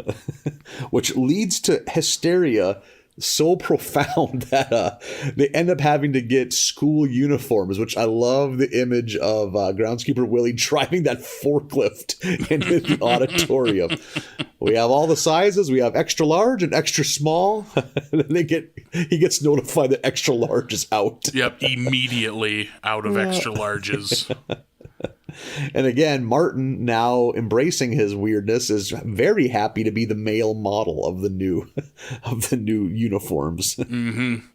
And Lisa, in the meantime, not into it, but she also has to model the new uniforms. The new uniforms are real drab. Very rigid. What I picture when I picture school uniforms. Yep. I'm so glad I never had to go to a place that had school uniforms. Maybe you're the same. For me, it's hard to wrap my head around. Yeah. 90% of the world, if not more, live in towns big enough where you have choices to where to go to school. That's baffling. Isn't it weird? Like, Oh, we didn't go to a school we? big enough to have options on what class you took. Yeah. Like, I remember being a kid and seeing, or not a kid, but like, you know, seeing things on TV of like, oh, I have history class with that girl. It's like, yeah, of course you do. Who gets to pick classes? Yeah, that is wild. I went to a small school, but not that small. Yeah, it's history time. It's all the same teacher just looking at their watch. Oh, guess it's math time now. There's one math between ages of 12 and 18. Yeah. You just take it over and over again. If you're a teacher, you don't teach grades. You just teach age ranges. Yeah, just a block of kids. Yeah. Oh, I'm teaching 5 to 12 math. Oh, I'm teaching 13 to 18 math. Okay. And the other story, probably more so the main story, is Homer wants to go bowling. It's him and Mo, and I believe Apu eventually joins them. But all the lanes are taken up because league bowling is all the rage in Springfield. And they're kind of crestfallen, but then they finally realize, hey, how about we just form a league? And there's a good scene with like the ever-present nerdy teenage employee who works everywhere in Springfield, apparently. And it's like, okay, well, you're not a league. You got to have 4 people. And they're like, well, that long-haired freak, it's Otto playing a crane game. Yeah. Fucking crane games are a crime, by the way. Yeah, no shit. Like, I got to look into the crane games. I think I've maybe won one thing off a crane game, and not for lack of trying. I feel like if I see a crane game, I'm playing that crane game. Oh, really? So, yeah. Even it's knowing funny, that it's a fucking ripoff. As much as I love gambling and its poor risk to reward ratio, you think I'd love the crane game. Yeah, you should love crane games. Yeah. How do you not love crane games? I think maybe if on a drunken night I had really good luck once with the crane game, then it would be sunk into my head and I would do it all the time. But I don't think I've ever had luck on them. Yeah, because they're designed for you to not win. Yep. Boy, are they ever. Run by criminals. Yeah. Run by the fucking mob. I love that the thing he wants so badly out of the crane game is a lobster harmonica. Yep, he's just trying so hard. And we get a real brief, so they when they're talking to the teenager who works everywhere, he's like, yeah, I'm sorry, it's league night. I couldn't even get my own mother a lane. And lunch lady Doris walks by and is like, I have no son. Yep. So is that canon that lunch lady Doris is that kid's mom? I'm taking that as canon. Yeah, we're going to have to write the Simpsons people and get to the bottom. Maybe is there a Simpsons dictionary, like a show dictionary that we should fucking certainly that exists. Oh yeah, there's a hardcover book that cost $50 when it came out. Mm-hmm. Simpsons nerds ate up. So they realize, okay, well, yeah, we got 4 of us, but then they're told there's a $500 league fee, which they cannot. 4 grown men cannot manage to scrape together $500. Mm-hmm. Which, hey, I get it. yeah, we've all been there. I mean, I guess Homer's got a family. He might not have money he can frivolously. Well, he does. But they need this to be part of the story. Yeah, Homer throws money away all the time. Stop trying to make excuses for Homer. Yep.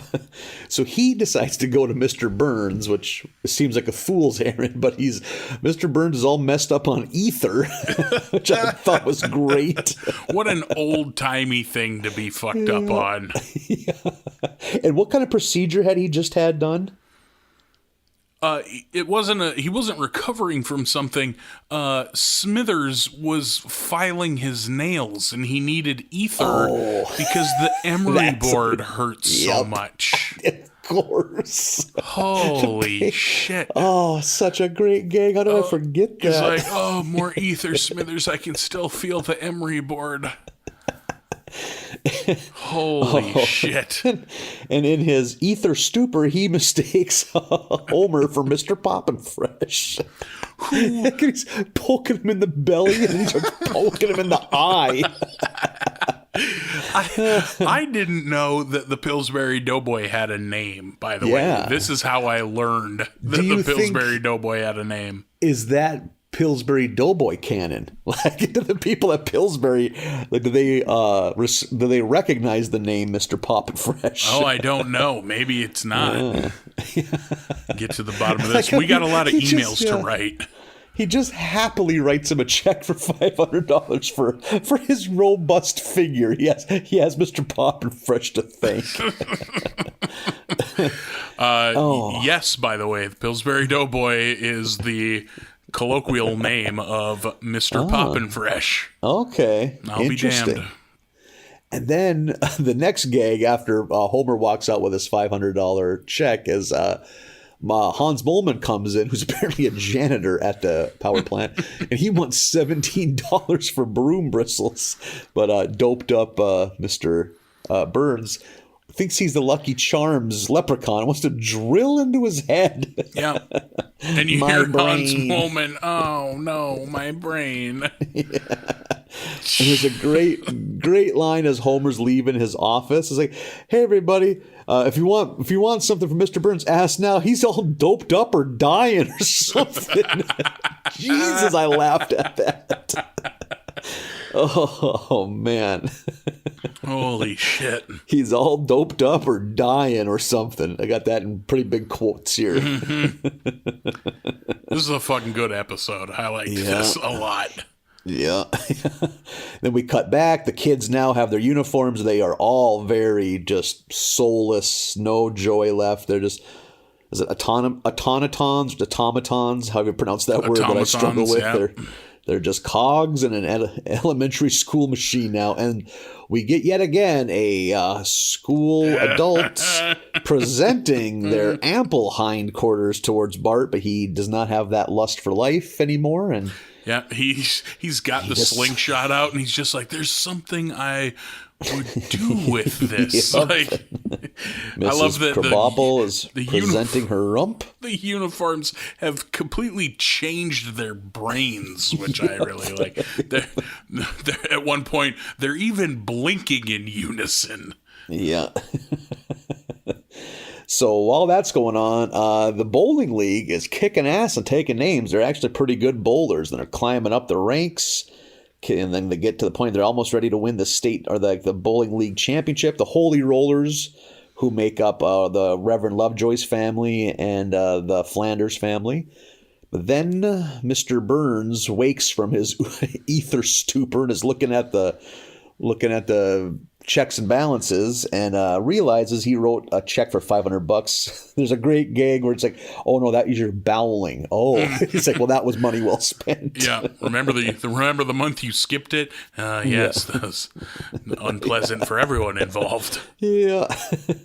And then the next check was for the $500 for the bowling, and of course he's like, we cannot have this. So they hunt down, they get there, and he has one of his signature Smithers or Mr. Burns changes of heart, and he decides he's not going to stop it, but he wants to join the bowling league. Yeah. And they pretty unceremoniously kick out Otto. Yeah, just angered. Right off the bat.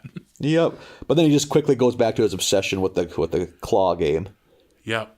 And the gag is that Mr. Burns, we get a lot of good feeble Mr. Burns here, man. I loved it. Mm-hmm. It takes like 5 different pushes for him to get a bowling ball down the lane. And Smithers just goes and kicks all the pins over down. For him. Yeah. Oh, my God. So that's the gag. The other 3 are great bowlers, but Burns sucks. But Burns is just loving the camaraderie. And just loving it so much. And in the end, they still end up winning the championship despite Mr. Burns being on the team. He ends up knocking down 2 pins miraculously. And that's somehow enough for them to win. Yeah, they beat the Holy Rollers by 1 pin. There's one moment right before he throws that last ball where he puts his hand over the hand dryer and his hand goes waving up in the air with all the fingers flopping like flags because he's so fucking just skin and bones. Yeah, no bones. I was fucking howling. He sticks his hand over that dryer and then wet flapping sound effect as it blows his hand into the air. Holy shit, do I love Mr. Burns. He is the Crypt Keeper. I am loving it. I love all the scenes they show of Burns just being so into the camaraderie, so into being on the team. He's like, championship, the only ship that matters here is the friendship. Yeah. Holy fuck. Yeah. And at one time, they even have Homer convinced to fire or to kick him off the team. But then he says something just so heartwarming that Apu and Mo are both like, no, he's on the team. He's on the team. He's got to stay. He brings them new uniforms, I think is what does it. Yeah, that's what it is. The Pin Pals. The Pin Pals. That's such a sweet little idea. It's an adorable bowling team name. Yep. And then, of course, for another signature Burns change of heart, he decides to forsake his teammates and steal the trophies all for him, and he wants nothing to do with the Pin Pals anymore. Yeah, he just takes the trophy. Yeah, because he is an asshole. That's how we like him. There's a great joke before that last game where Moe's like, don't you worry, Homer. I'm going to make sure that Burns can't play in this one. And he goes scurrying off. And Burns comes in leaning on Smithers, dragging a leg like, well, it appears I won't be able to play. My knee's gone all wonky again. And Burns jumps out of the bathroom with a ski mask on and a tire iron and just Tanya Harding's the shit out of his knee and goes running off. And that fixed it. He's like, I'll be damned. There we go. Thanks for that, kind gentleman. That's such a great gag. Oh, God. Yeah. And the other storyline with the kids all being just soulless, in their uniforms, they're outside, and of course, what's his name? The guy that's always there to keep an eye on Skinner. The superintendent, I don't remember his name. Chalmers. Superintendent Chalmers is there, and he is thrilled with how the school is behaving, and he's given all these great merits to the Principal Skinner. And then it starts raining, and they're like, "Oh, it's a little rain, that won't affect anything." And then all the uniforms begin to go tie-dye in the rain because they bought them from a faulty seamstress or something. Yep, just shoddy materials, I guess. Yep. I guess that'd be more like a mercantile or something. And there's a great thing. Like, that's where I buy Mother's dresses. She's in the park. Oh, no, she's in the park, and goes running off. And Chalmers is intrigued by this. I was like, I got to see this. And he follows. So, yeah, that was a very, very fun episode. Yeah, that was a good one. It was. These are two back-to-back good ones between the Marge Christmas one and this one. That's a lot of fun. Yeah, it's what I was just about to say. And they're both great for different reasons, like completely different reasons, because I like a good heartfelt Simpsons episode as much as the next guy.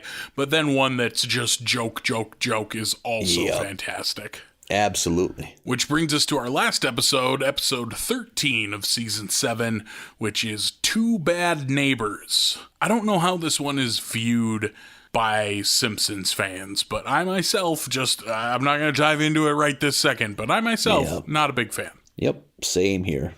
Homer's sitting on the couch watching sandcastle building championships, just bored. Yeah. And they... God. And he's so right when he says Saturday afternoon TV is the worst. Because it is, man. Especially if you didn't have cable, it was just soul-destroying. Like, just awful. I do like he's sitting there surrounded by snacks, and he is dipping chips into a tub of Tub. We get another appearance of whatever Tub I want to know is. more about Tub. Yep. Marge says that the Evergreen Terrace rummage sale is coming up and he should go spread flyers, so that's what he's doing. And he's real into the neighborhood, real sense of street pride. Yeah, which we haven't really got much of. But I got to ask, were any of the towns you grew up by even big enough to have a rummage sale scene? Yeah, so where I come from, there is the... Highway 21 in North Dakota runs past the town that I grew up in, and every, I'm going to say July or August or maybe September, there is a Highway 21 rummage sale where all the towns along this highway all have rummage sales. Oh, fascinating. And so there was one like, it might even be over a holiday weekend, like Labor Day or something. There's one big, long 3 or 4 day weekend of rummage sales in the town. Interesting. But most of that kind of shit is just reserved for estate auction sales when someone dies. Yeah. See, Bodno was big enough, though. We'd have, in the summertime, there'd be anywhere from 8 to 15 rummage sales every weekend. And that was a big part of my childhood. It was staying at my grandma's Friday night and then waking up. And, well, first off, that Friday night, we'd usually have Coke floats and do a foot bath. Like we were too old. Like I was a middle-aged lady and we're just getting together and gossiping and having Coke floats and foot baths because we got to pamper ourselves. Why does a 5-year-old need to pamper themselves? Holy shit.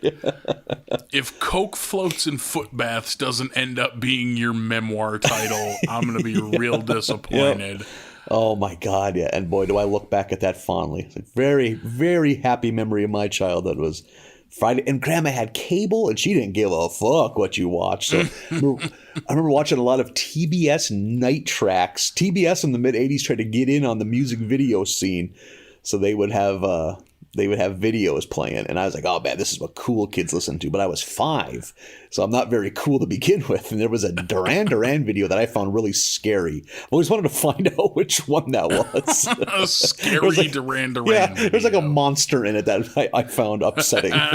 Because you were a fearful boy. We know I that. was a very fearful boy. My grandma's house was old, made very weird noises. And I had to stay in my Aunt Bev's room. And she was like, I don't know, probably 20 at the time. So she had just moved out. I just remember it was had a slanted ceiling. So when I was a little kid, I'd be lying in bed. And right above me was a poster of some male soap opera star with no shirt and very tight jeans on. And beside him, a picture of Dr. J throwing down a tomahawk jam against the Washington Bullets. Man, your aunt had very weird tastes to have both of those posters. She liked hunks and basketball. I think that's a very normal. Oh my God, Nathan! Basketball starts soon. Oh, brother, you are preaching to the choir. It starts this Tuesday. I mean, the preseason's already started, but I just literally an hour ago messaged somebody. The next 3 months are going to be me in this basement watching slam dunks. Yep. That's all it's going to be. I would be social distancing right now regardless, because it's like, I have access to cable television. Yep. Sold. Oh, I have the Smell TNT you guys app. once the That's snow all I melts. need. Yeah. Yeah. Give me some dunks. The NBA season starts on the same day this episode comes out. So happy basketball day, everybody. Happy basketball day, everybody. Get your shooty hoops. Done. Yeah, go watch some shooty hoops. Yeah. Maybe watch a game on mute listening to this podcast. Oh, yeah. There you go. The best of both worlds. Yeah. Best of 2 worlds. Yep. Who needs to leave the sofa when you've got all this? Who needs to make eye contact with other people? Other people are gross. Mm-hmm. You don't need that. Just watch dunks and listen to us. Make yourself a makeshift basement, right? Or a makeshift bathroom. Right, right there by the sofa. Yeah, get I don't know, ice cream pails. You can do number 1 and 2 in those. Oh my God! Why do you always take it too far, bro? I think I'm being practical. I think your sensitive ways are what's destroying these people's basement lives. Oh God! Quit acting like you gotta flush every dump you take. They can wait. You can let them mellow. Nope. I disagree. Pretty strongly. I'm going to say about a 9.5 out of 10 on the disagreement scale. And if you live out in the country, you can just put your poo-poo ice cream pails out the basement window overnight. An animal will eat it. Ah, boy. So you don't even have to clean your poo-poo pail. I feel like you shouldn't be giving life advice to other humans. This is kind of like preppers for real depressed people. Like, it's like, just let animals eat your shit.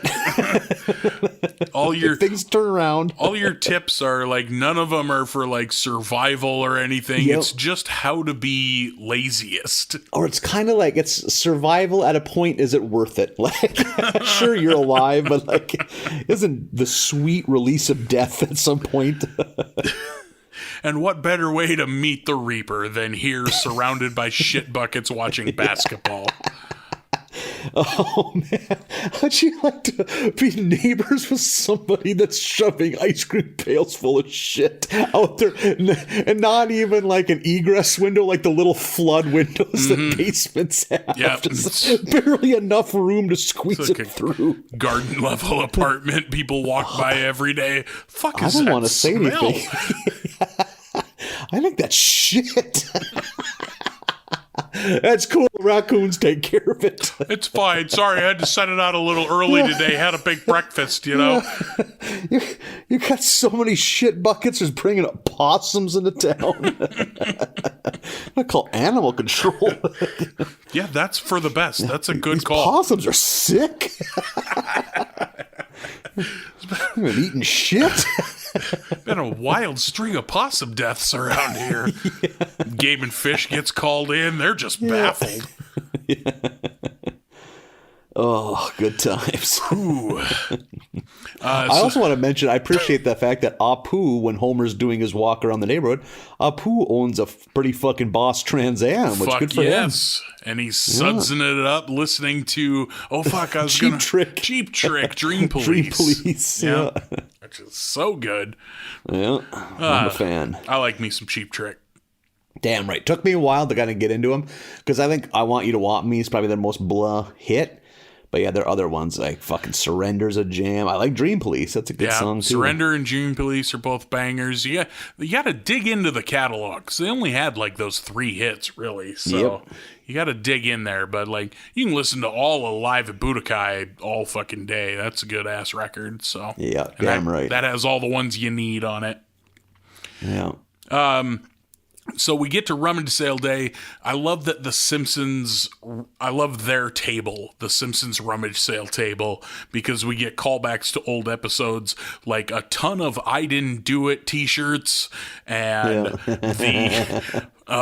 making an appearance from the basement, the Native American war god totem is out there. And several bottles of Abe and Homer's sex tonic. Yep. I was just going to say a lot of those old tonic bottles that were still laying around. Yeah. Does the tie rack, the mechanical tie rack, does that have a callback, or is that just a gag? That, I don't think so. I think that's Yeah. just a gag. If it is a callback, it's not one I remembered. But yes, Skinner being like, well, I really only own the one tie. So she rips the motor out of it, and he buys the stationary tie rack. And then later, when Homer's doing his carnival barker shit, he gets caught up and buys the motor as well. So I did like Homer's carnival barking and getting everybody fired up.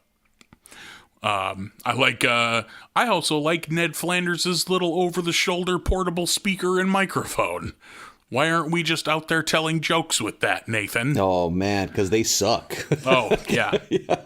I have seen comedy performed with those. Oh, no. I was joking. Really? One drunk. Yep, I have seen that done, and it does not. Because that's what auctioneers sometimes use, too, is those portable ones. Yeah.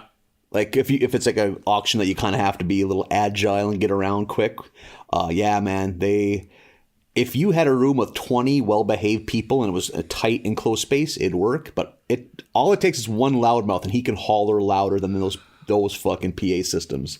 Ugh. Yeah. Yeah, it seems like it would be something I can probably project better than that speaker can. I think it goes to show the level of loudmouth drunks we produce in the upper Midwest when we need to bring a fucking concert quality level sound system with us to overpower our hecklers. Yep, to overpower the North Dakota drunks and the television they won't turn off at the bar. Did you guys book an AC/DC tribute band? No, these guys are telling jokes. Yeah. Just rows of Marshall stacks. We're all fucking humping gear in and out of the car. We got to get some of them rolling roadie cases is what we need. I cannot believe that I have never been approached by Mercury. They should be using us for advertisement. Like, how many speakers can you fit in the trunk of a Mercury Sable? Yeah. The answer, a surprising amount. Enough to have a full Kiss tribute band concert experience, but we tell them we use it to stand and tell jokes into. Yeah. In order to You can overpower also, the drunks. by folding down the back seats, you can fit a regulation-sized blackjack table in the back of a Mercury Sable, which... You know that from experience, do you? Yep, I sure do. From the days of your traveling blackjack gambit. Mostly for me, just not be able to say no to free shit. Like, hey, you need a giant blackjack table? Why not? Why can't I have that and just have it sit in my garage forever? Perfect. Yeah, well done. Just what I needed. We get our first Disco Stew here, first appearance of him, which is cool. Homer has a bedazzled jacket that was supposed to say Disco Stud, but it says Disco Stew. And wouldn't you know it, across the street where there is, we've never touched on, a gated manor across the street from the Simpsons house. And in move George and Barbara Bush. Oh, yep, here they come. Yeah, and the neighborhood is kind of fawning over a celebrity being moved into the neighborhood. Really hits it off with the Flanders family. Yep, yeah. Everyone but Homer kind of gets along with George. Yeah, and are happy he's there. But Homer, who was just previously kind of king of the neighborhood, has now been overshadowed by George Herbert Walker Bush and Barbara. Then we get into it. I thought it was a little strange because, like, Bart isn't often like this, but Bart just turns into Dennis the Menace bothering Mr. Wilson. Yeah, it just seemed like, and I didn't even find it that funny. And like, and I was kind of thinking too, like, it just shows, that this show is 25 years old. Like, I bet if you're like 20 and you're like, oh man, everyone talks about The Simpsons, and you dive in, they don't even get the Dennis the Menace aspect of it, because Dennis the Menace has not been a part of the cultural zeitgeist for 20 years easy, if not 25. Like, Dennis the Menace was getting pretty passe when this episode came out. Like, well, I guess there was that TV show, that movie. There was a feature-length movie in the early 90s with Walter Matthau in it, but and like, Christopher Lloyd was in that as well. But yeah, it's like a troubled drifter. Yeah. But like, he was like, Dennis the Menace was no longer a thing when that movie came out, and that was probably 25 years ago at this point. Yep. And it just smacks of, like, I love that the Simpsons writers are so popular they can do what they want, but then every once in a while you get something like this, and they just needed to be told no. Like, this is too much. This is a one-note joke that you're making a whole episode out of, and it's just not that funny. It feels... And it's like, oh, this guy, he didn't like our show, so we're going to make a whole episode lampooning him. It's like, oh, yeah, dude. It just... I was not into this episode at all. Yeah. Like, not only is it, like, trying to make a whole episode out of one joke, which it very much is, but the fact that, like, this is... much like Homer going to space, this is like too big. You don't like. I like the small storytelling of The Simpsons. Yeah, I did like when the escalation of the family's feuding is when it's just George Bush whipping shitties and ripping up their front yard. I got a kick out of that. That was funny. Him just ripping up their front yard, spinning donuts in the front yard. Yeah. The one joke I really liked, like, we have this whole thing of Bart always coming over and pestering Bush, and Barbara likes him, much like Dennis the Menace. Mrs. Wilson liked Dennis, and Mr. Wilson didn't. So he's like just constantly coming over and pestering him. My favorite joke of the whole thing is they show Bush at the Krusty Burger in the drive-thru trying to figure out what to order, and Homer is stuck behind him honking his horn and shit. And and the Secret Service guy who's with him while he's trying to decide what to have is just like, just get a cheeseburger. And Bush's response is, it really seems like more of a weekend thing, doesn't it? Holy shit. Oh, the idea man. that a cheeseburger is for the weekend So really great. got a hold of me. I also love how that one Secret Service agent just casually gets out of his car, politely asks Homer to pop the trunk, and then just dismantles his horn. Yeah. Hey, you want to pop the hood for me quick? Yeah, and just 2 flicks of a plier and the horn doesn't work anymore. Yep, so great. Oh my God, that had me laughing. George Bush's main goal is to get his memoirs written, and they take a few stabs at him being a one-term president in this episode, but my favorite was, as he's writing his memoirs, they show him wrapping it up, and he's like, and I accomplished so much in one term that a second wasn't necessary. The end. Yeah. Like, that's why you didn't have a second term. Yeah, I didn't even need it. Why? Yeah, why bother? Oh man.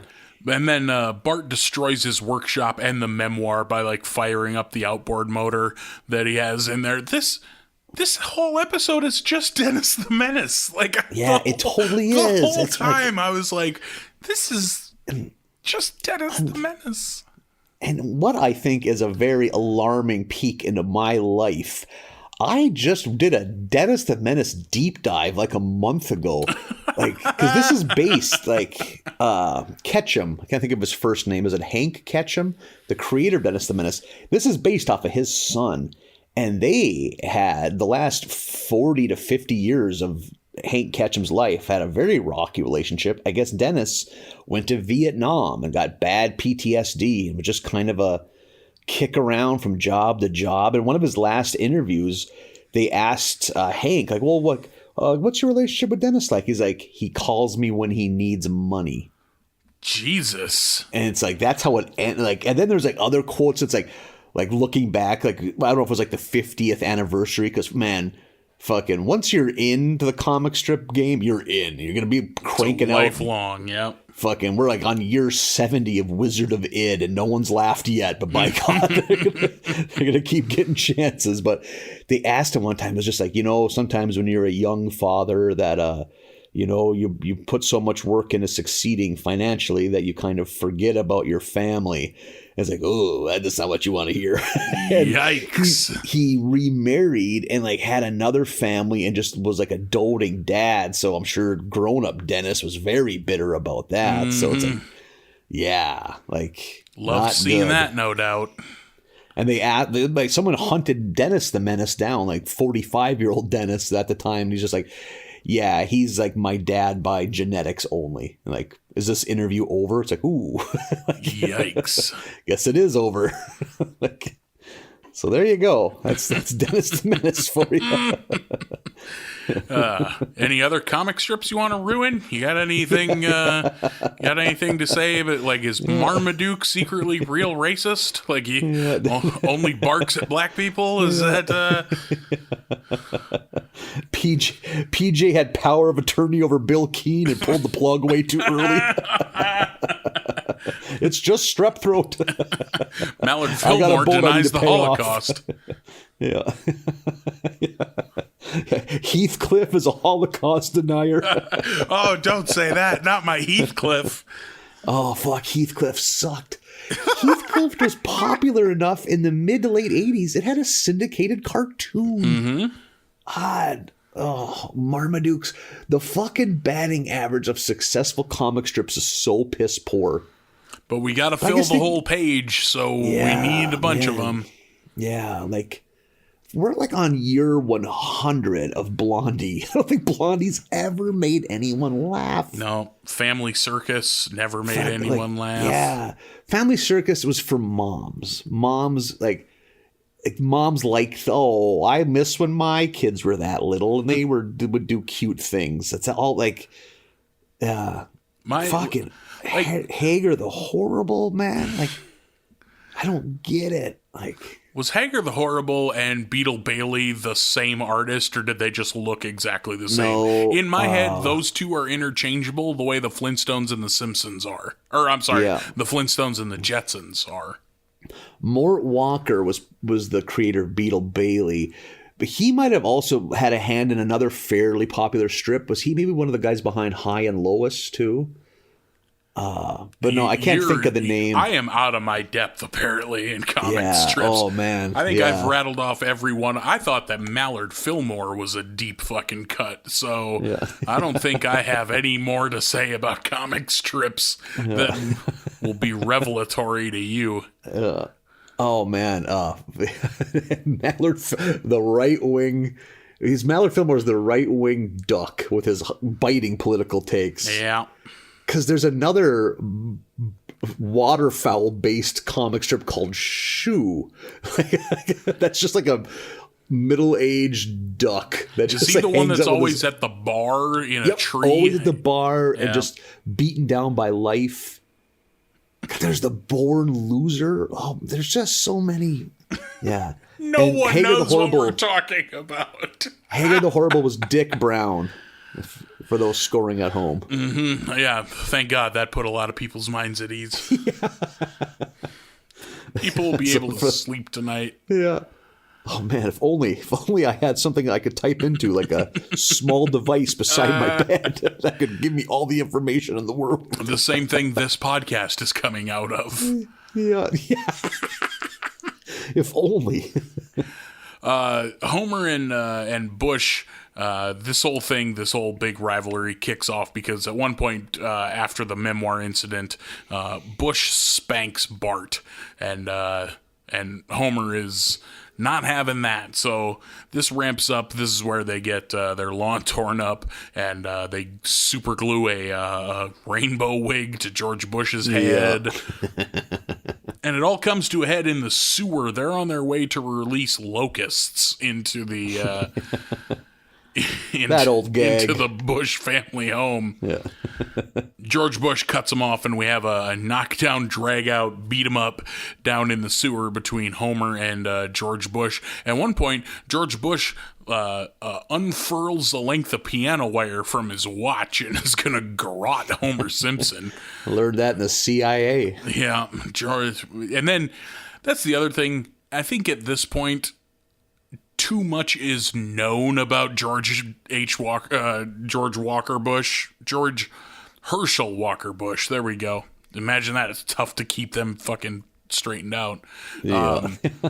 Enough is known about George Bush at this point that, like, it's hard to laugh at these jokes or view him as just some dawdling dope next door because the man is a fucking war criminal. Like, there's no, like, it's tough to laugh at some of these. He resulted in thousands of humans dying and suffering by regime change wars that the CIA helped orchestrate. Like, right. He's a ghoul. Yeah. It's a shame he got to live as long as he did. He should have died in a concrete box somewhere. And did not deserve the fucking 3-week funeral coverage we got when he fucking...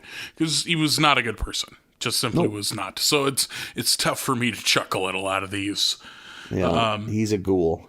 But Homer and Bush have it out, and eventually the fight boils over the manhole cover up topside, and fucking Gorbachev is there for no reason. This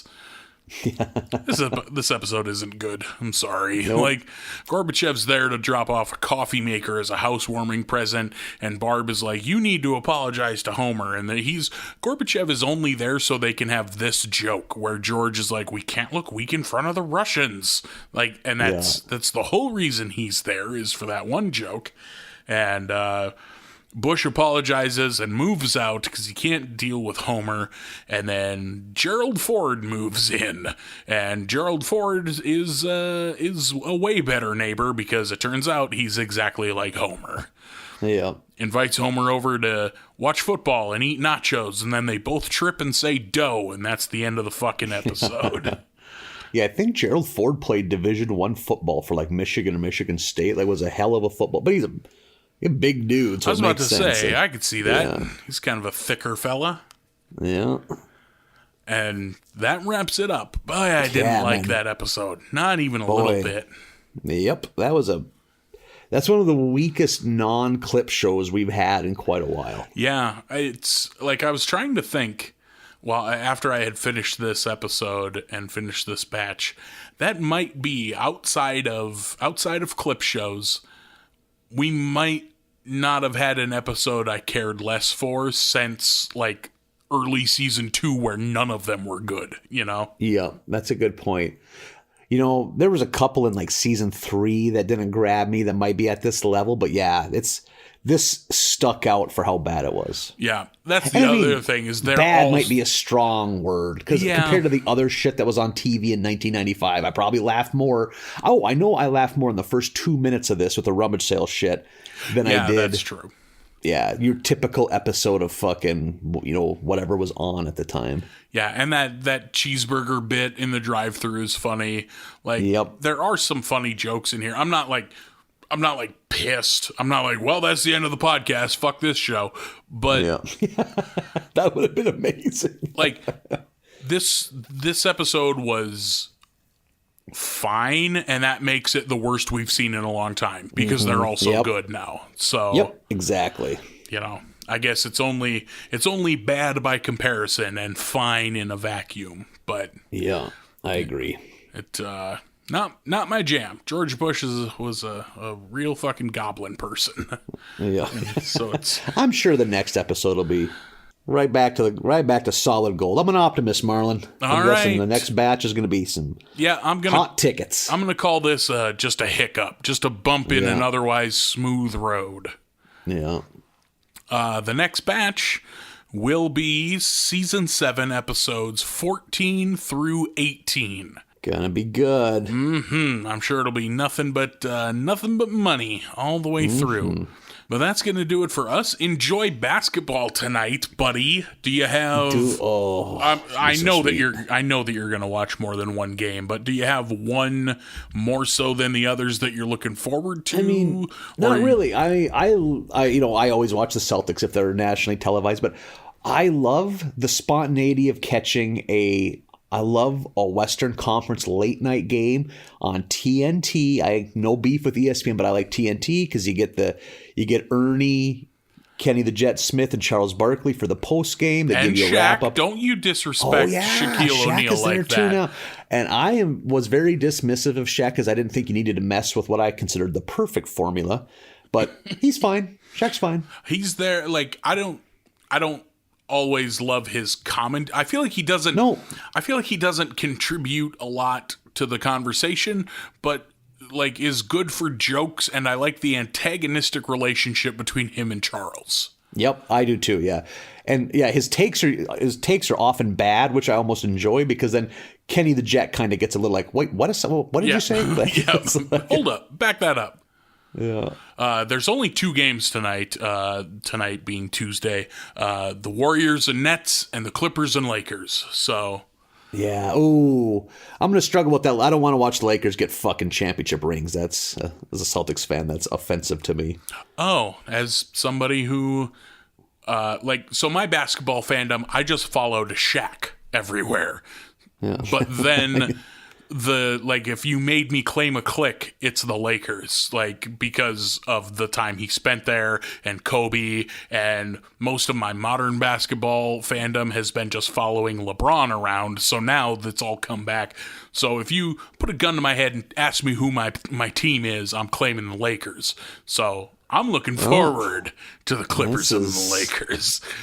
The podcast has changed. There's going to be a more hostile tone. Is this the end of... Yeah. Looking back, people are going to notice after episode 28, there was definitely a sea change. The show was never the same after that. There was just a profession. Still a professional courtesy there, but there was no love. Mm-hmm. It's like how you hear about morning show hosts who fucking hate each other. But the contract is too good to walk away from. So they just tough through it for 3 hours every morning and then never speak.